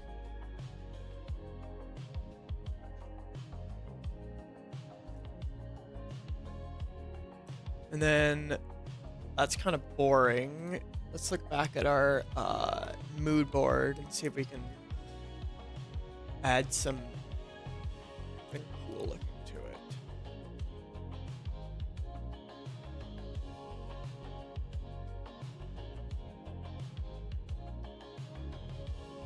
Ooh.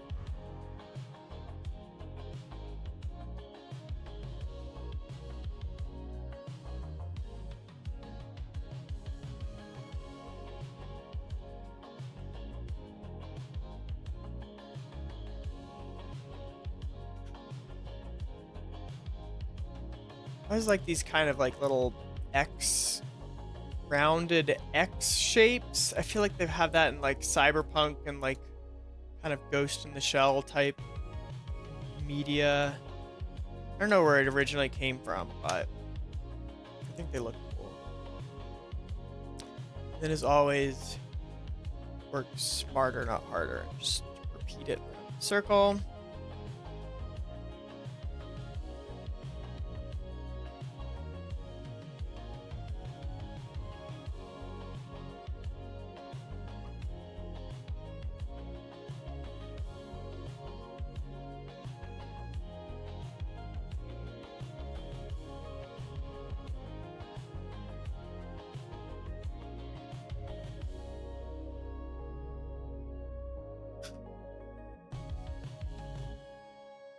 That's pretty cool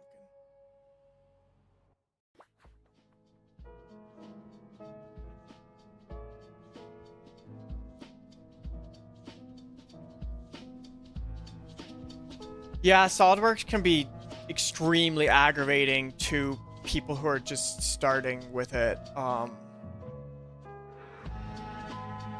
It's like, it's not like Blender where you can kind of just mess around. Like everything has to be like constrained and like you have to kind of know the size and like actually what you're making.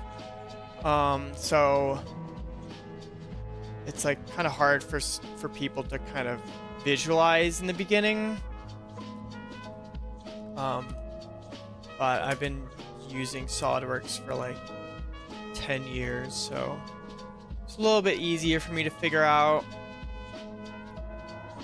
And then I know kind of like all the little shortcuts.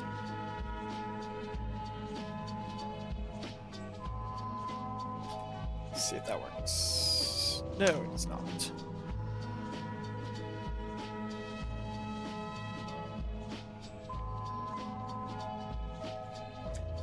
I'm 36, so not very young.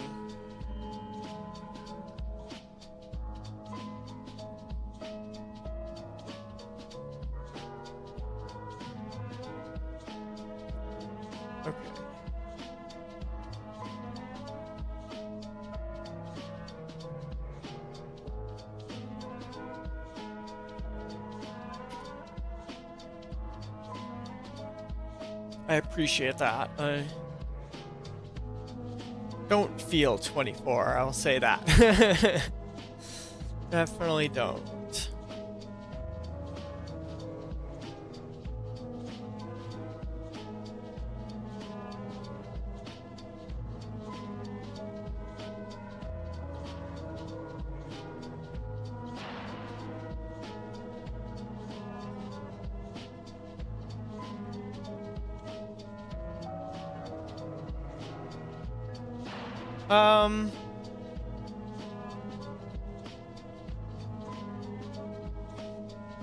I don't know, like, just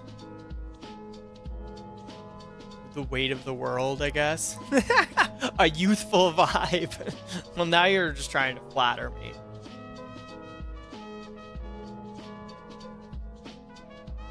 I don't know, I tried to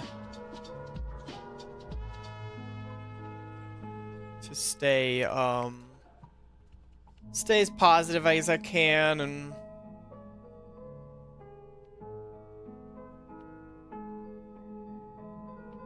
what's going on here?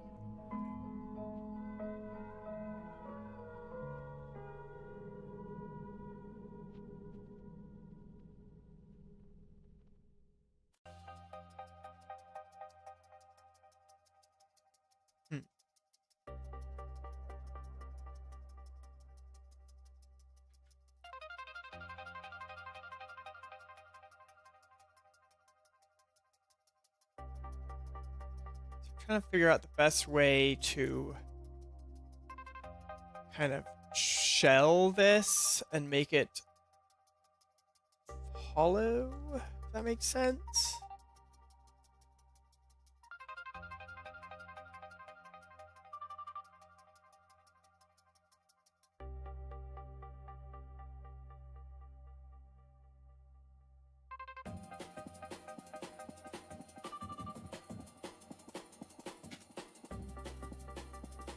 Okay, now that should work.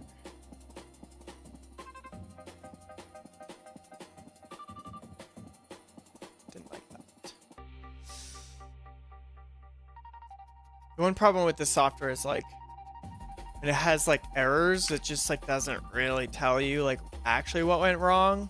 It's just like, ah, it broke. Good luck. It's kind of obnoxious.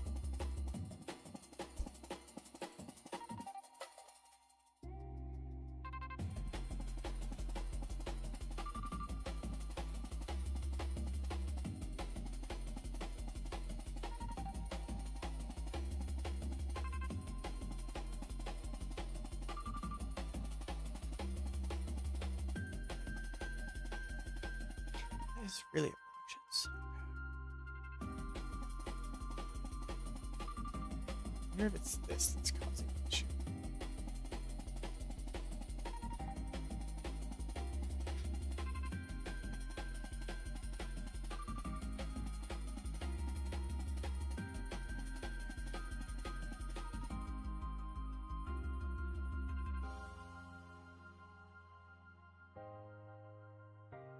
Shelf it.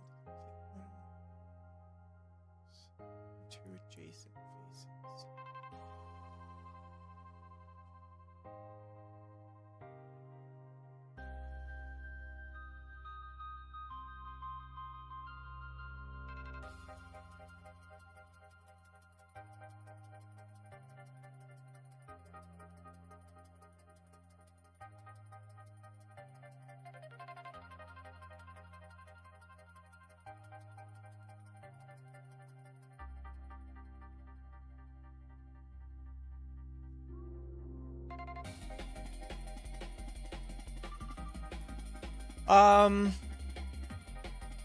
Some things are really quick, and then sometimes like it's just terror. I don't know. Things just keep going wrong, and next thing you know, you're like 4 hours into something that like should have taken 30 minutes. Which I'm hoping is not gonna happen here. Cause like I'm just trying to do a simple little, trying to make this piece like kind of shell, so that because there's this shell command that kind of just like hollows out a shape.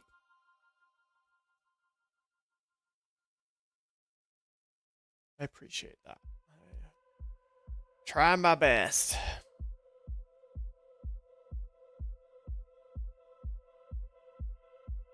See, that looks good to me.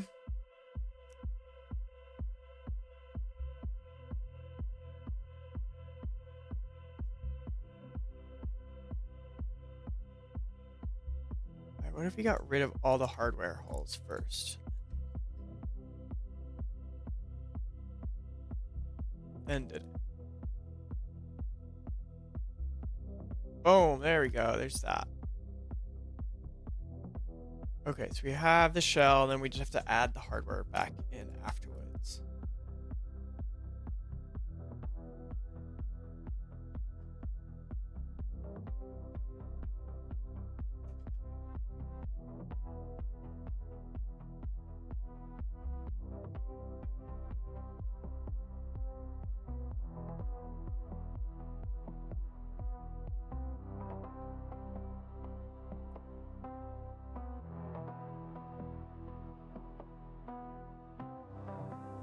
Alright, so I got that.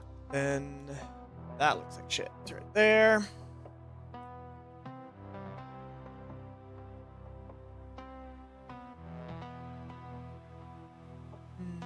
Hi.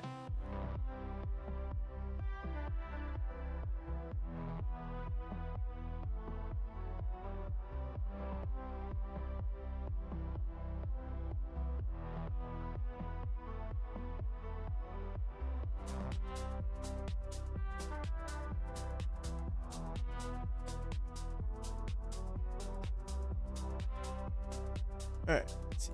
Convert. So I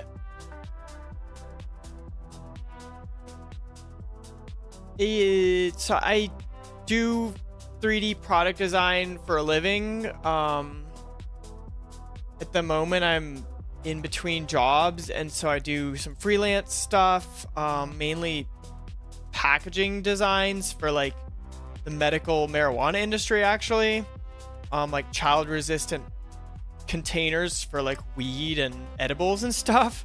But I'm trying to design more like fun stuff like this, so that like eventually I can just design fun things, essentially.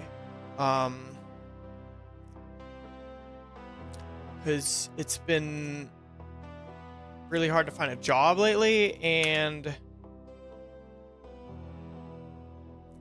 I would much rather like just sit here and design really cool stuff.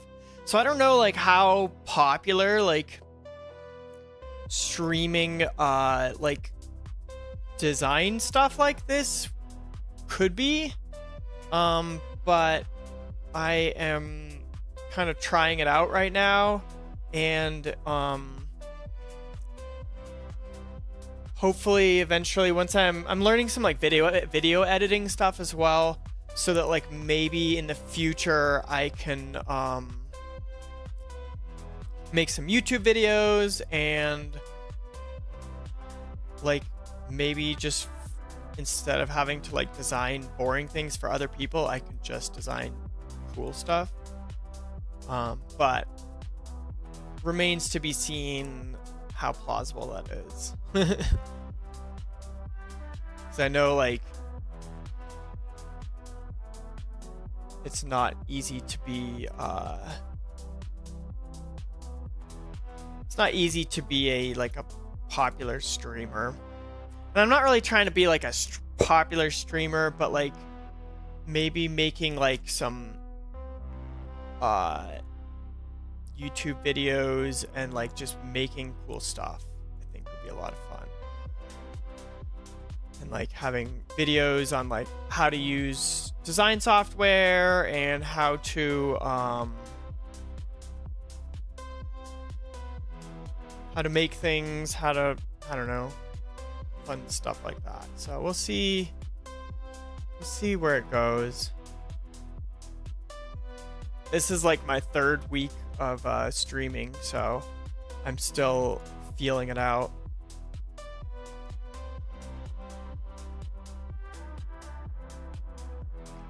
Oh, you know what? That's not even how I should be doing this.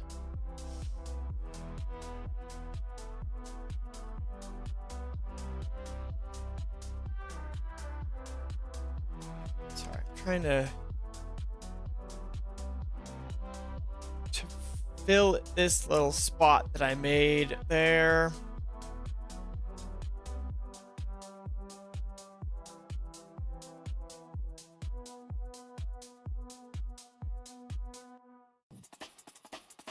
Yeah, but before I do anything, I gotta like get better at being in front of a camera and learn how streaming stuff works. So I've just been streaming a little bit to kind of get used to it and feel it out.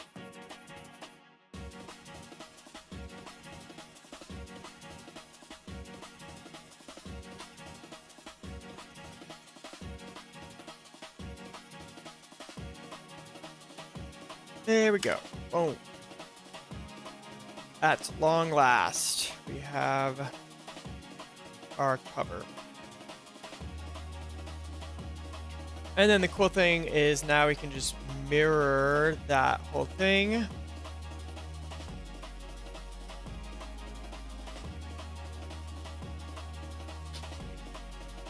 So then we have our full lunchbox.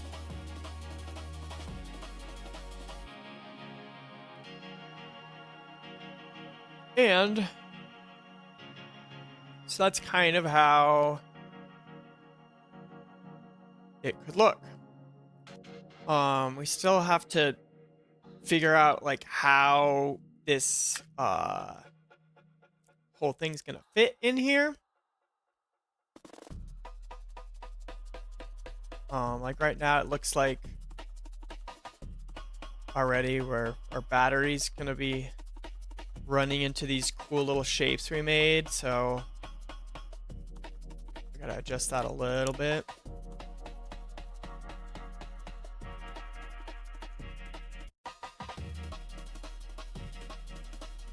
But trying to make it look cool, and then we'll, yeah, and then we have the USB port right there, which we have to make into the side, and then we have to make the antenna port. I would kind of like the antenna to be centered on here, so we'll see how that goes. Might have to like make the whole thing slightly larger just to center it.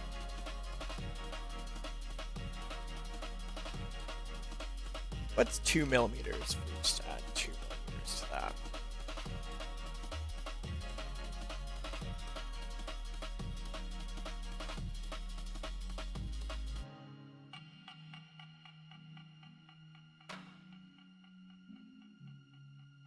Bam, that's better.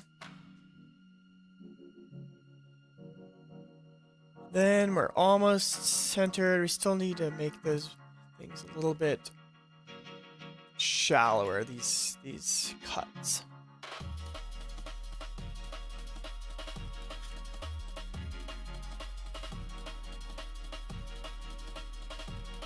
Oh, there we go. That's all we needed to do.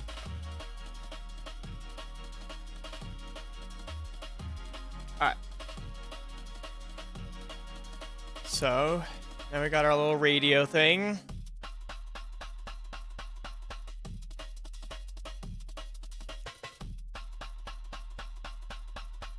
But, like, how do we... You gotta think, like, how you... Like, you don't want to just be, like, carrying this thing in your hand. So it needs, like, ways of attaching to stuff. Whether it be, like, a belt loop or something. Do, like, this kind of corner loop there.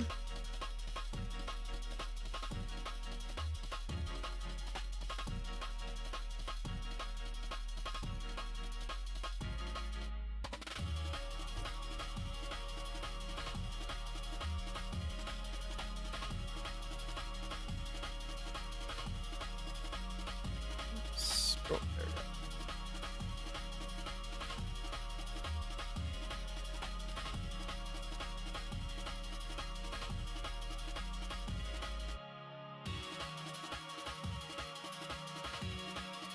Cool.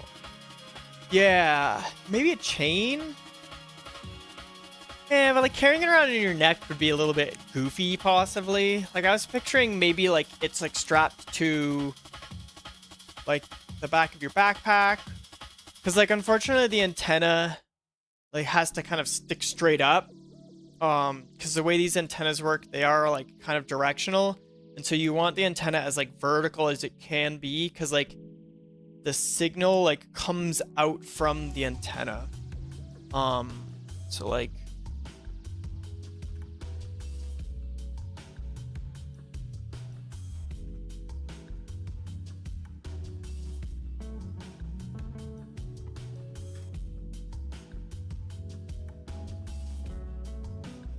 let's see if there's like a graphic.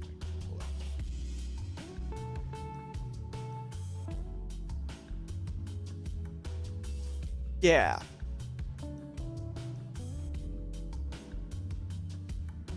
Why is this image so small?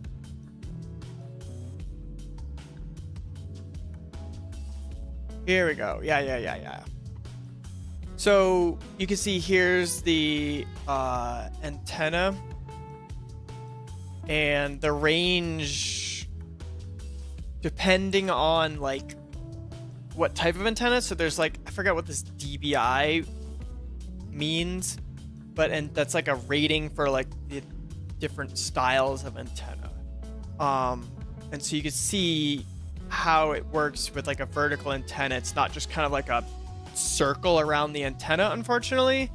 So you can see this like antenna's on top of this car, and then it's angled, and this 6D this antenna is like not even in the range of this other thing there because it's angled.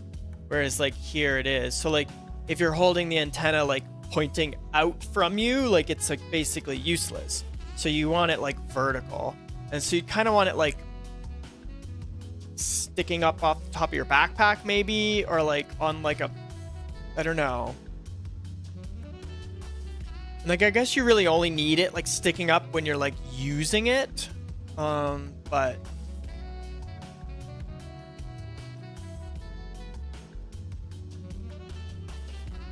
let's see, there's room over here in this corner for some sort of like thing for attaching.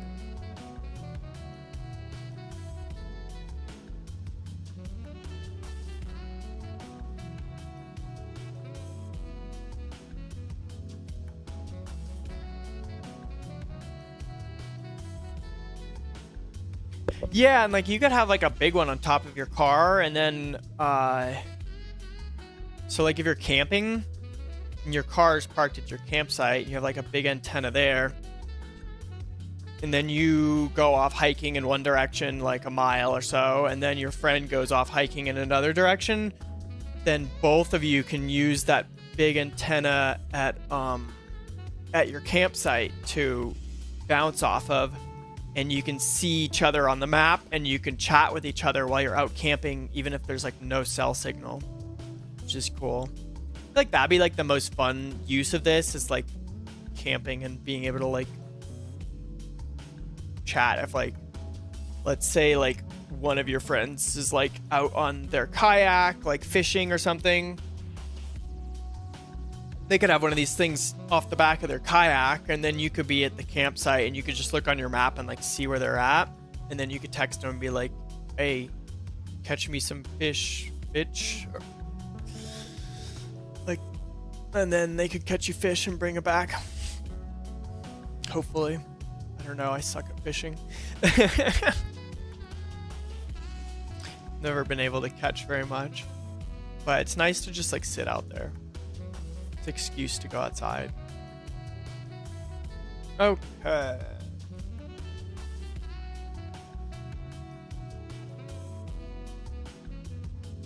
But this thing is pretty sweet, like it is right here.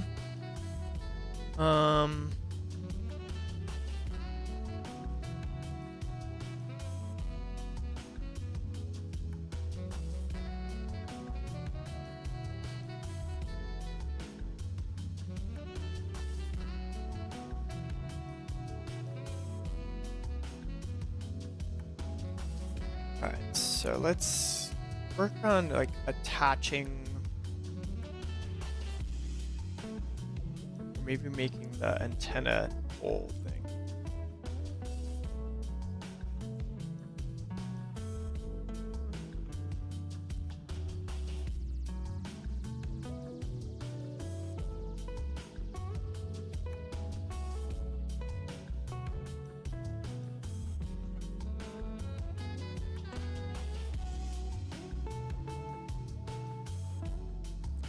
Select this kind of.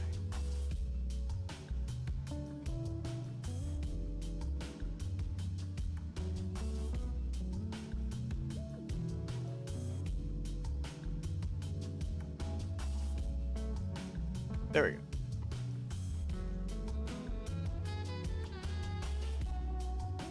Thanks for hanging out. Feel free to come back anytime. I appreciate you chatting.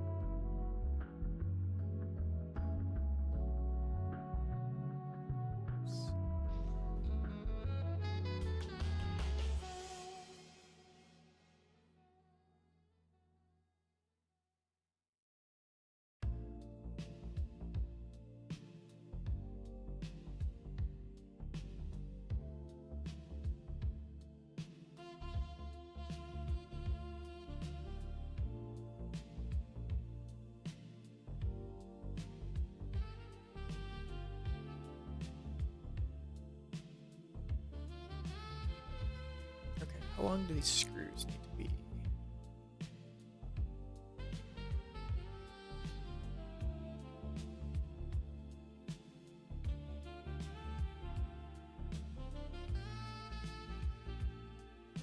$18 millimeters.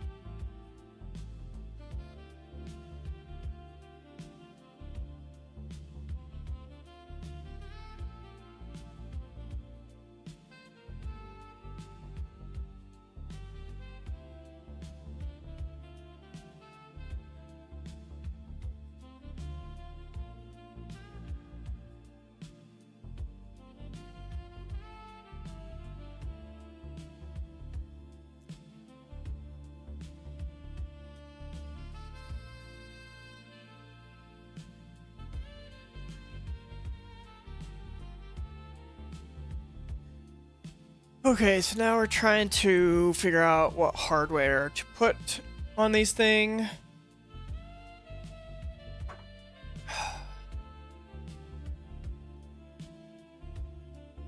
Very like locking nuts would be cool. I don't know how big these things are. 3 millimeters. Sure. Okay, so 18 plus 3 is 21. It's not really great number.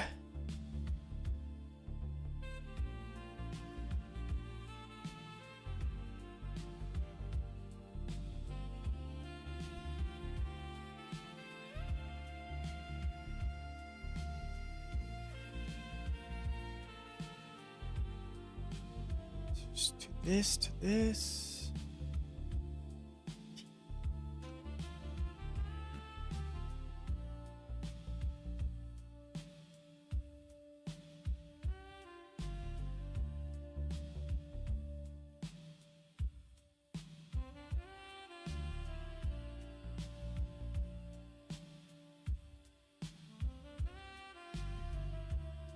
M2.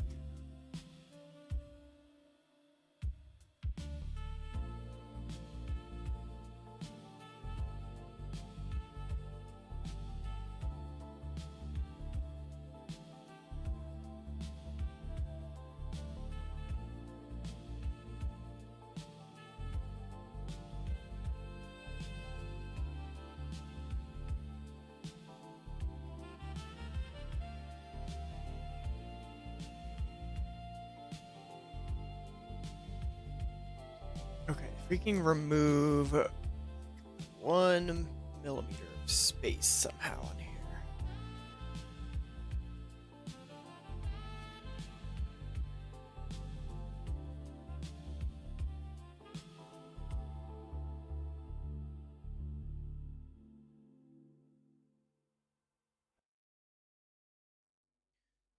Okay, so what we're gonna do is make this 13 millimeters deep.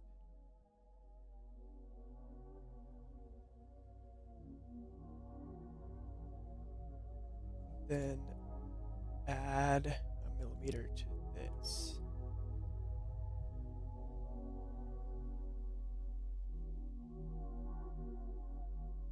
What the hell, my dude?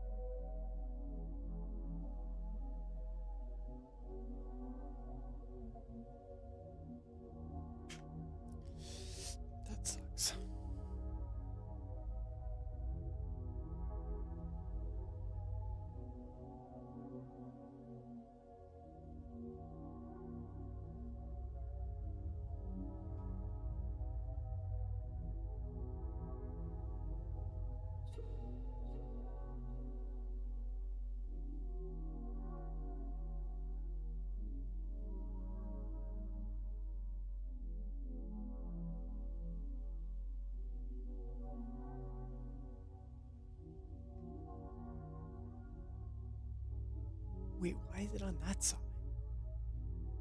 That's fucking wild.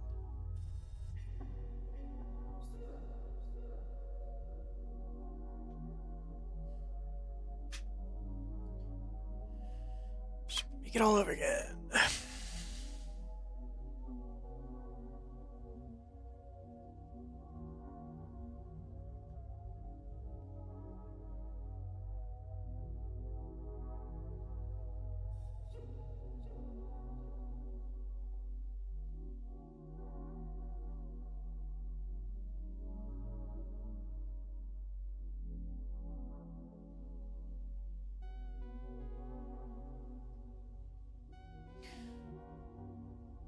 All right. 1 second.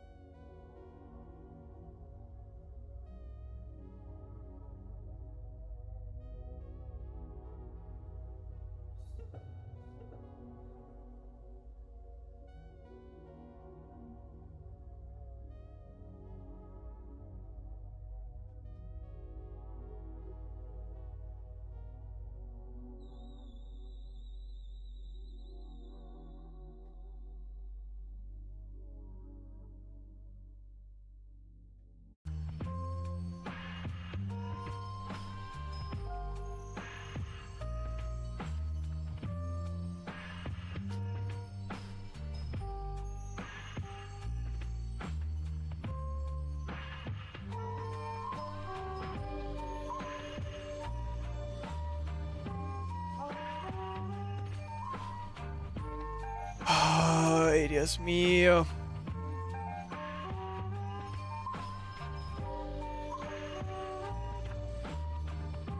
Really, dude?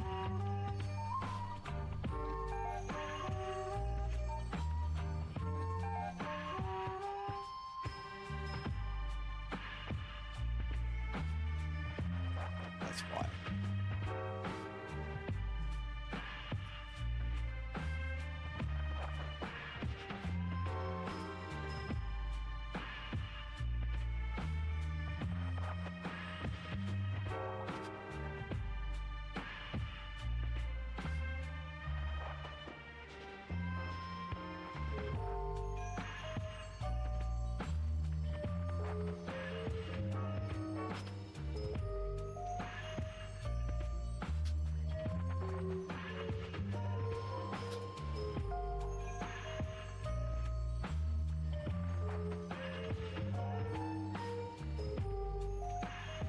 Okay, at long last. There we go.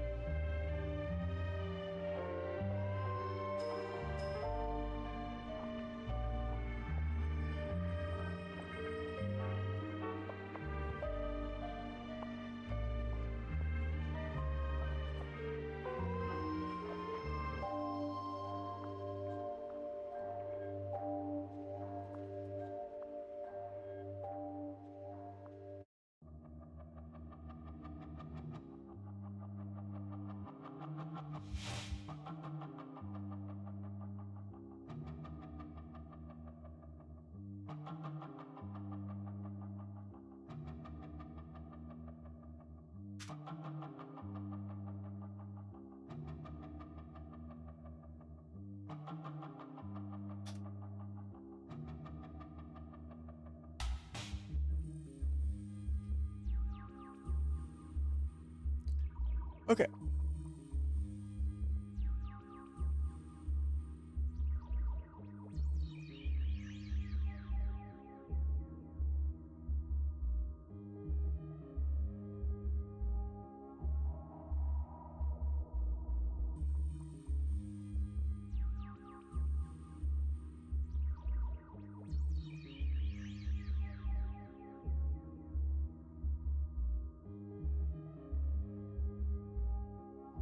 Plus 3 is 20. Okay, perfect.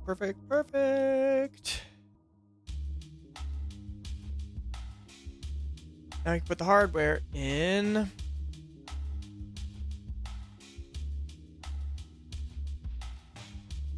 So if you have this McMaster-Carr plugin, which is free and fun,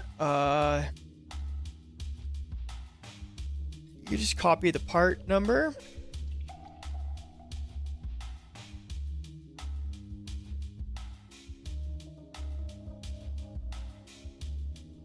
Boom.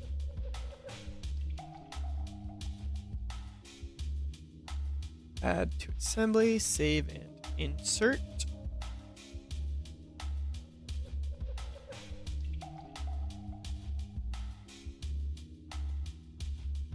And there's a bolt. But we also need the nut as well. So let's, and I have this locking nut with like a nylon little thing, so this thing doesn't like come apart when you're not paying attention.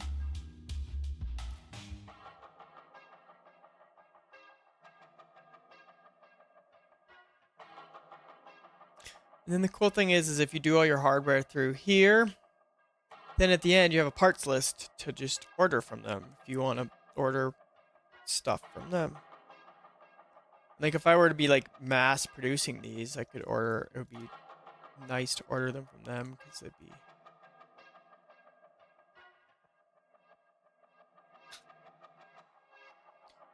order them in bulk.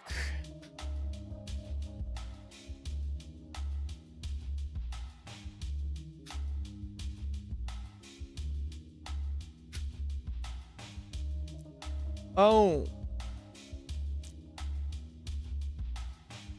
So there we got our screw, or our bolt and our nut on there, and then we can just circular pattern.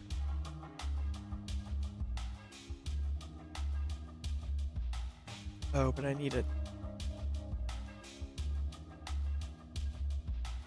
axis in the center, don't I?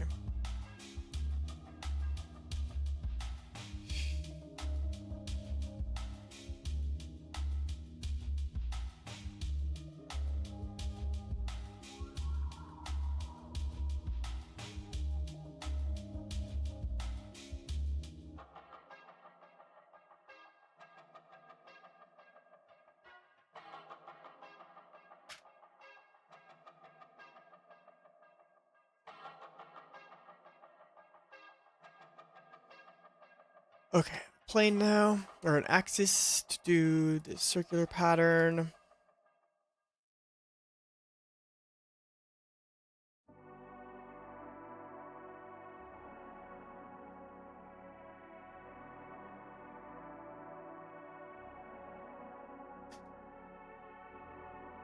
There.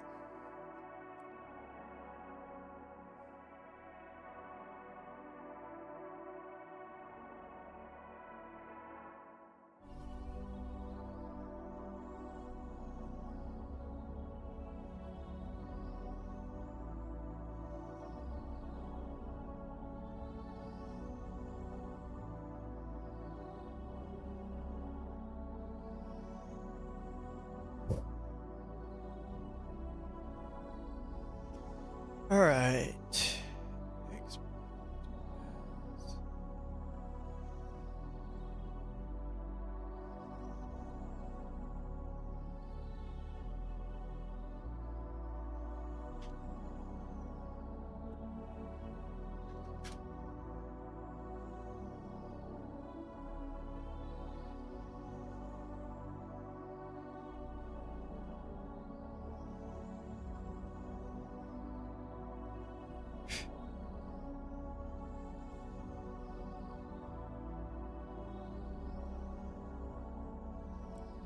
All right. Now let's do a little render because this will be fun and relaxing. And then probably before the next stream, I'm gonna do some of the more kind of boring technical stuff of like figuring out how this thing mounts in here and stuff. And then the next session we can kind of redo some of the aesthetics, because like after I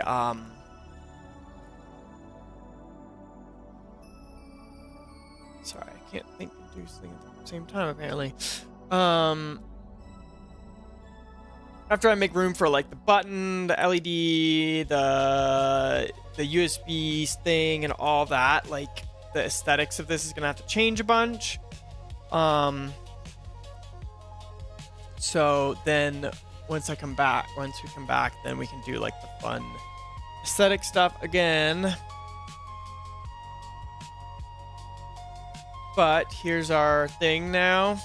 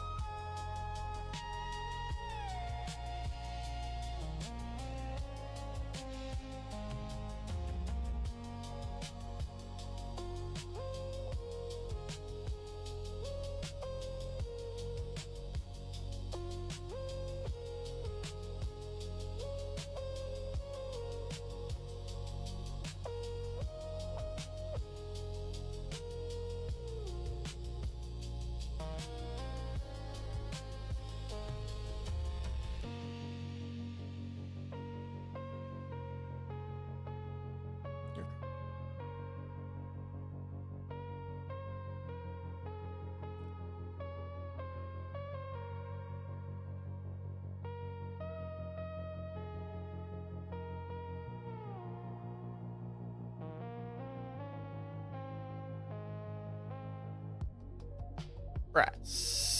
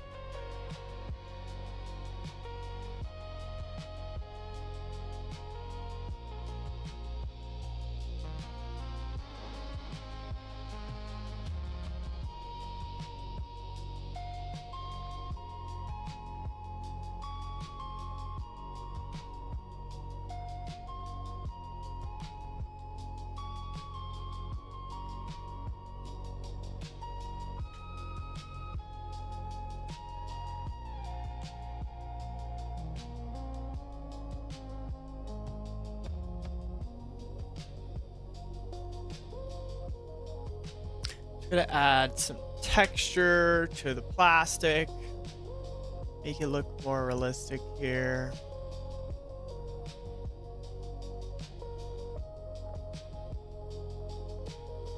It'd be pretty hard to add like a 3D printed texture, but that would be really cool to be able to do. I suppose I could try adding kind of like some layers on there.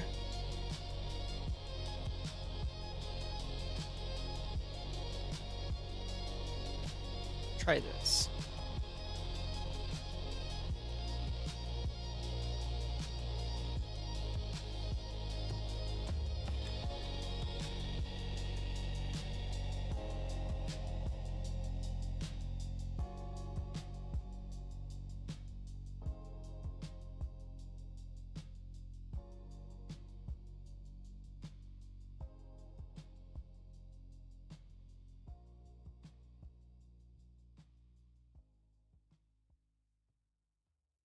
Sheesh, would you look at that?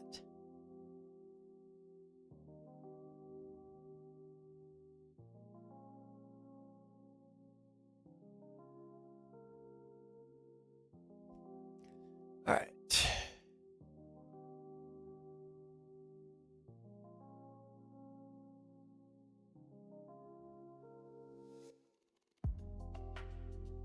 So that's pretty cool. Looks 3D printed-ish, but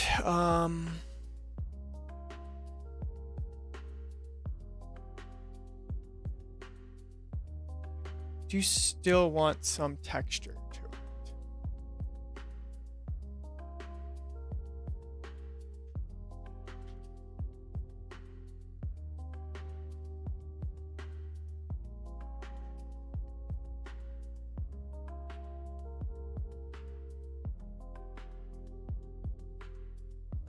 All right, so there what we've done is split this kind of like general noise texture with this layer texture to kind of make this look 3D printed.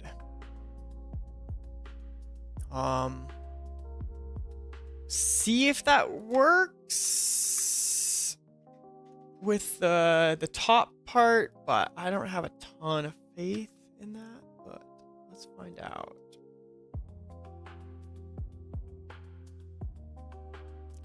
Kind of works.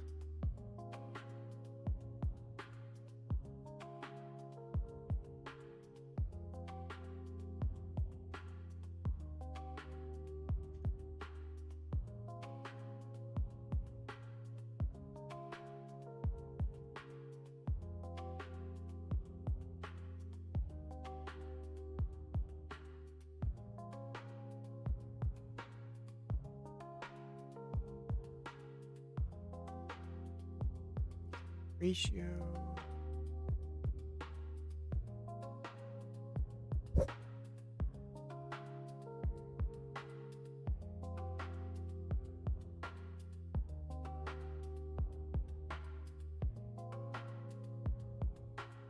This one I want the texture to be more visible.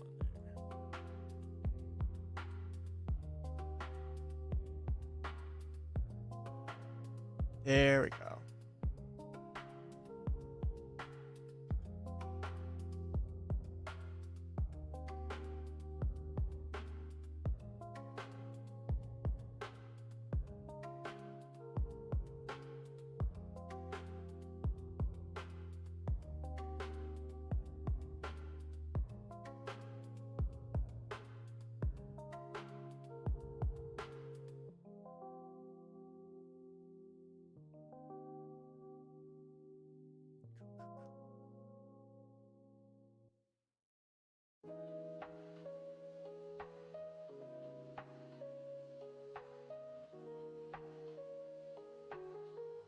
Cool. So now, in our case, it looks 3D printed.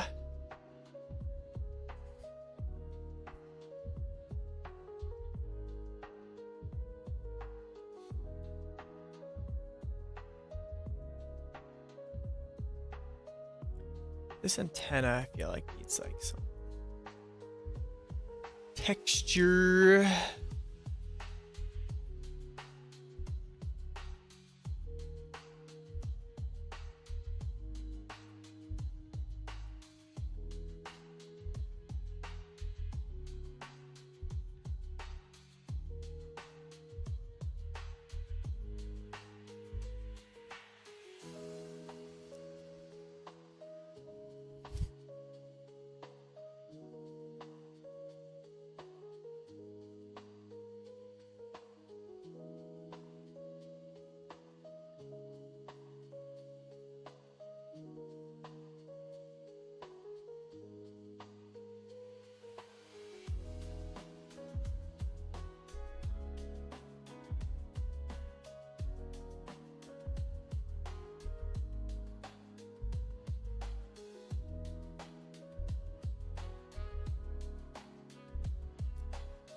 So we'll do kind of like a little photo shoot with this guy.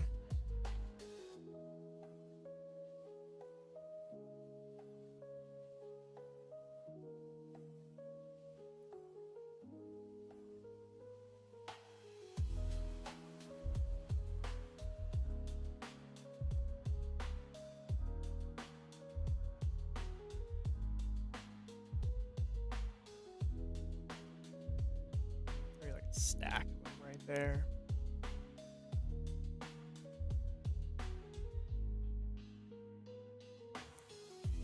Don't want them exactly, because then it looks unrealistic. And then this one, I'm going to take the antenna off.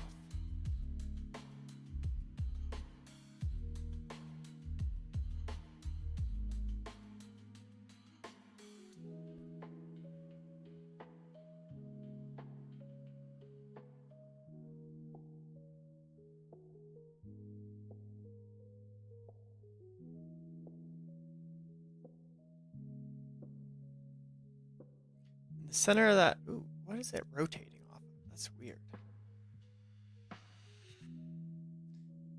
Center of that, the antenna is not like modeled, so I kind of want to hide that a little bit from view.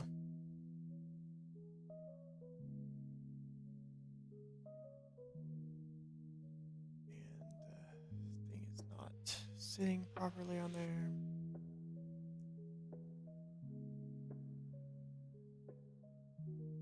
So that thing sucks. Just gonna eyeball it sitting on top of this one. Since this software doesn't have like a gravity engine or whatever.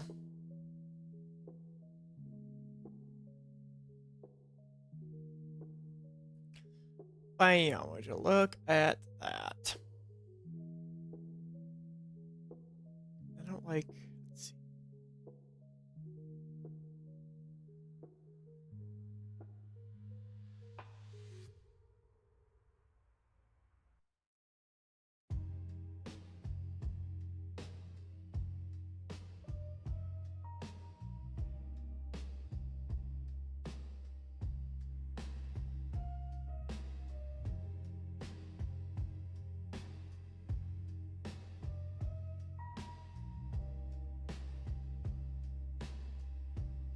And then what happens if we take this lid off? What does that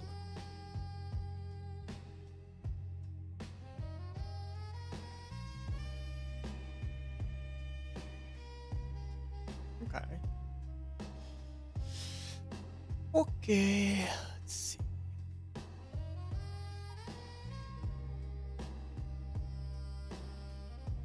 I don't know why it doesn't. It's everything that color. Color.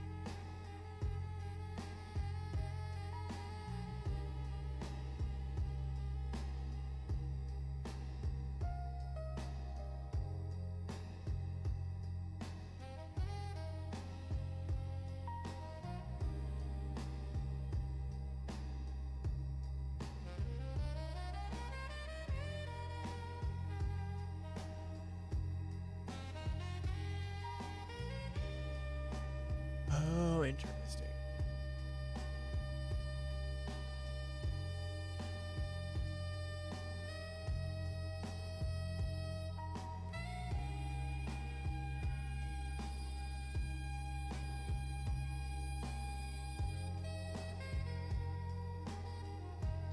You know what? That's way too much work for the moment. Let's not deal with that at all.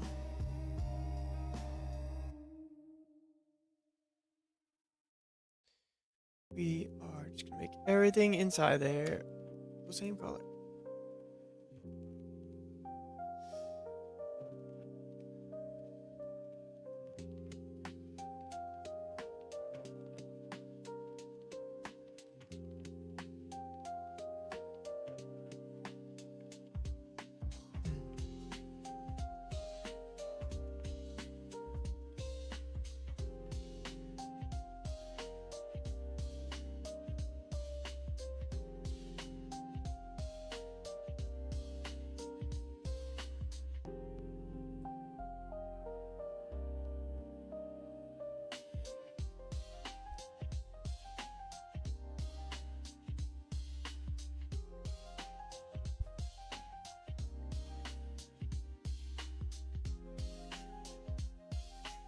Okay, that's not bad.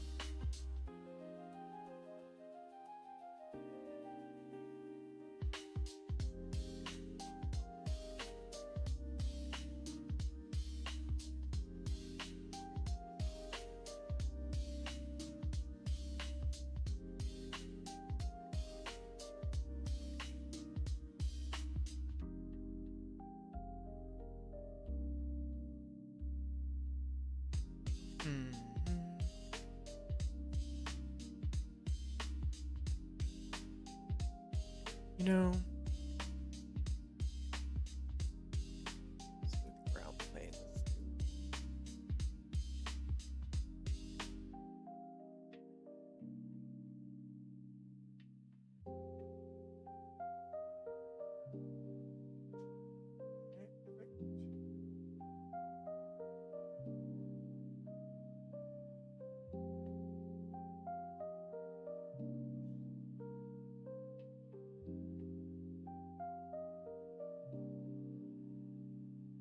Oh, that's horrifying. Whatever.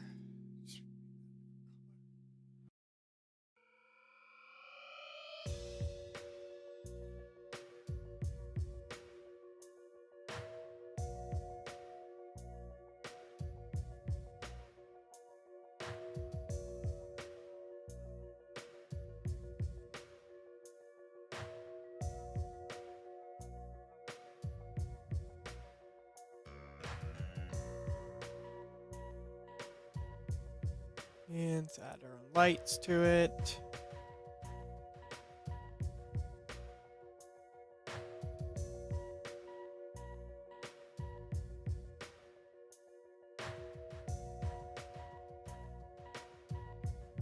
So dramatic.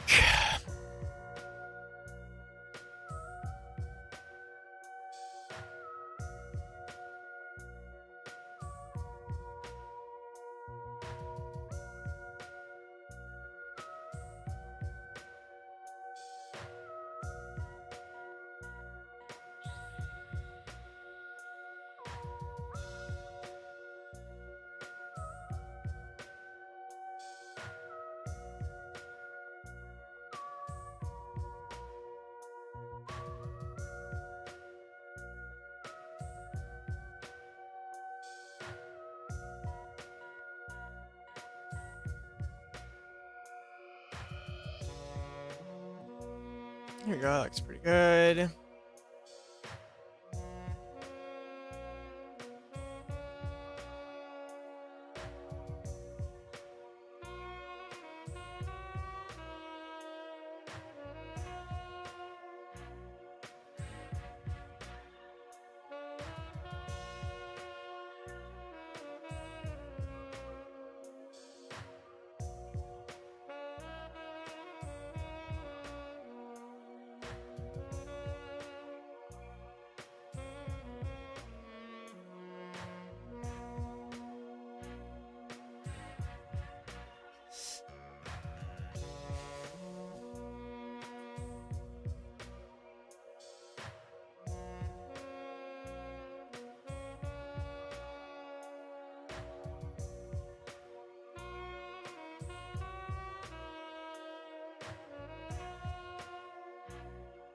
Let's forward into the focus range better.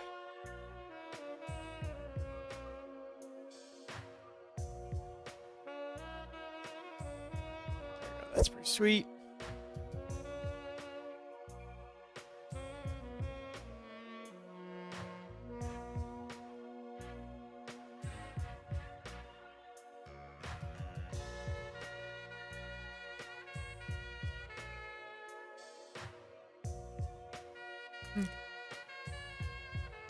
Just making sure my 3D printed texture looks good.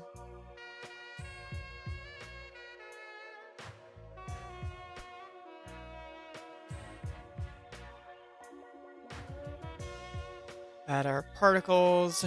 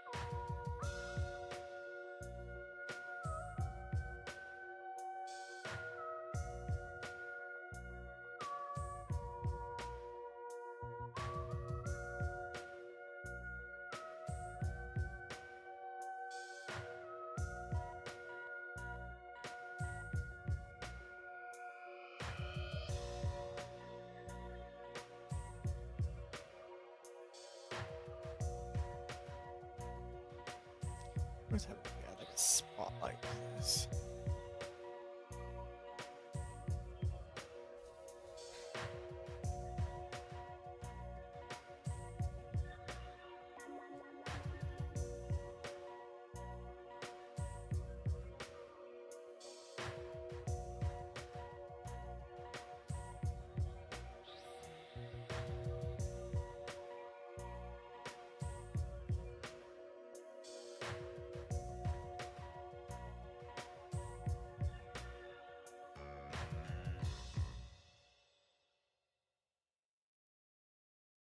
No.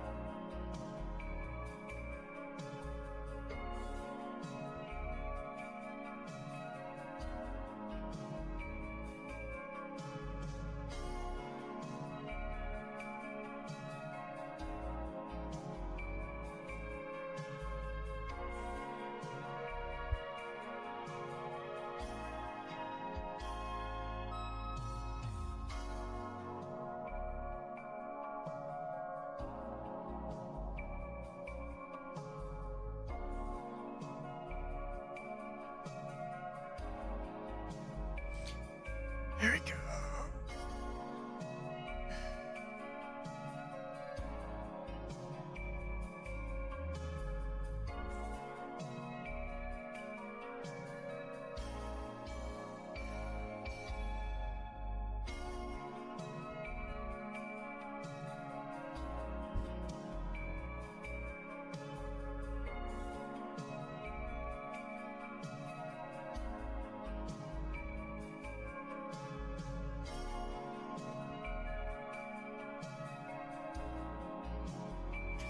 Okay, there's the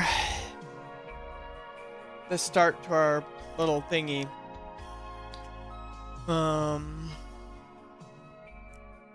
So let's see, I guess while this is rendering, we'll just go over the thing again. Let's see. Muzi. Okay, so what I'm doing is designing a enclosure or chassis for this, which is a transmitter for meshtastic communication that you can connect to via Bluetooth from your phone, and then you can text all your friends that have them as without any sort of cell signal or Wi-Fi or any sort of plan from a big bad internet service provider or cell phone service provider. Allows for encrypted messaging and GPS tracking and all that stuff.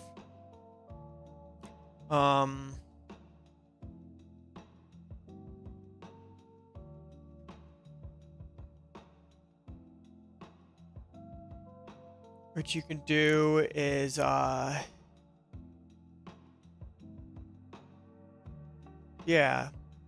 you have your friends on here, then you can just install some apps, and then you can see where your friends are if they want you to know where they are, and you can chat with them. This could be useful for camping or going to protests or just being safe and having your friends know where you are if you're feminine or queer or whatever, and you're not feeling super safe somewhere and you want your friends to know where you're at, you could use this, or you could track your dog.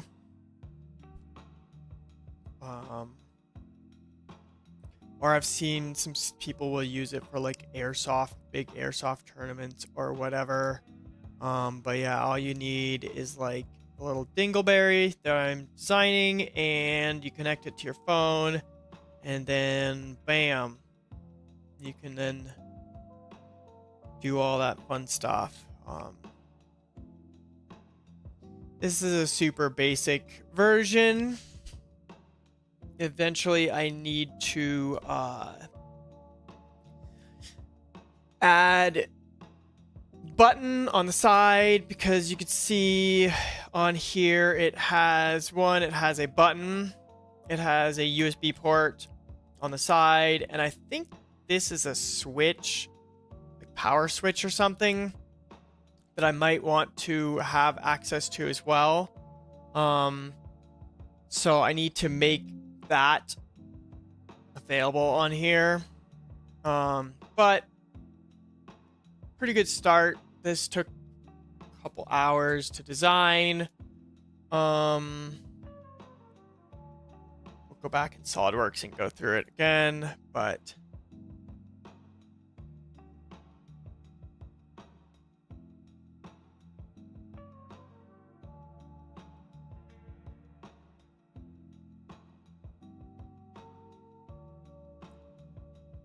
we started by making a mood board with some kind of like other kind of devices or just things that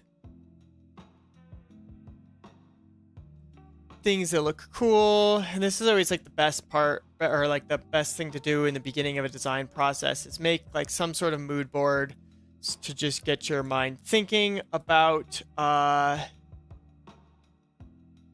what you're making. And so first we got a mood board, kind of like thinking about how we're going to construct the object here, kind of like these are some ways of making stuff, and then like how it could look. Eventually I'd like some kind of multi-material things like this. I think it'd be really fun if it could have some kind of like translucent sections.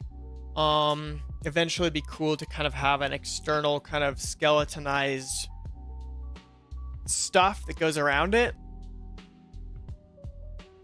that maybe helps you attach it to backpacks or belt loops or something like that.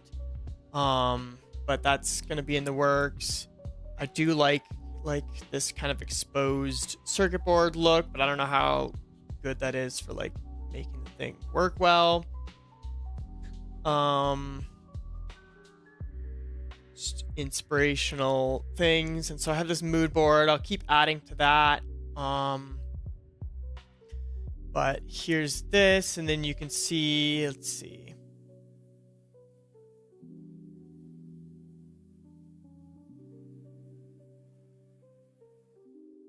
We hide that. On the inside, we have the PCB, which has the brain, the CPU, and all the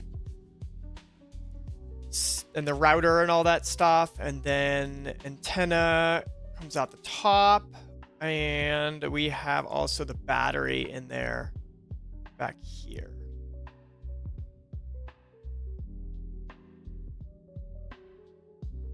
So made pretty good headway here.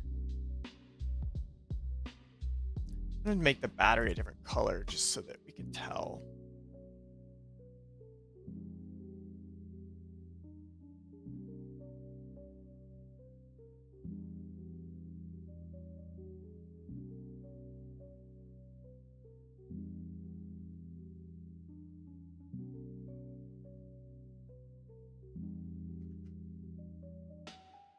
All right. Yep. Got the battery back there. Got the PCB. I still need to sort out the mounting stuff, but it looks like I can run the M2 hardware like through one of these main bolts, but that involves like creating space for the PCB in this corner here somehow. So that's another thing I gotta figure out.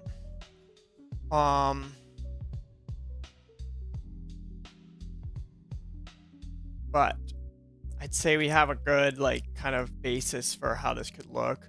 And we even have like a nice kind of 3D printed texture on the render. Yeah. Long ways to go, but I think this is a great start.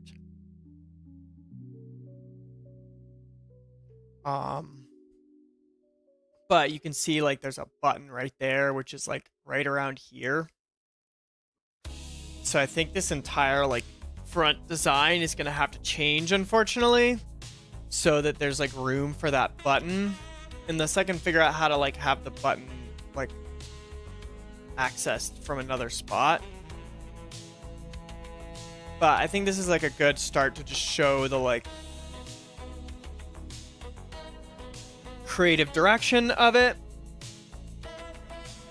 And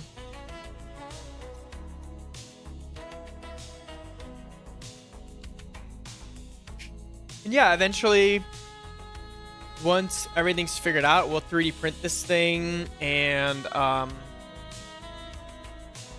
actually like see how it works. The next version is going to be way more in depth, because there is you can see this one has a screen and kind of like Game Boy style buttons. And so this will be a little bit larger.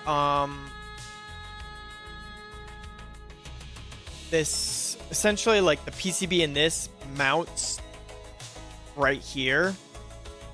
So this does the same thing, except for this one has GPS and a full like 3-axis gyroscope, accelerometer, compass, clock, all of that stuff. And so I'm thinking this one could be like kind of retro Game Boy mixed with this kind of future mil-spec kind of cyberpunk style thing. Kind of like this, but like more kind of retro, and definitely using this style of button thing so it looks like a old PlayStation controller or a Game Boy. That I really like that vibe. But yeah, I think we made some really good progress.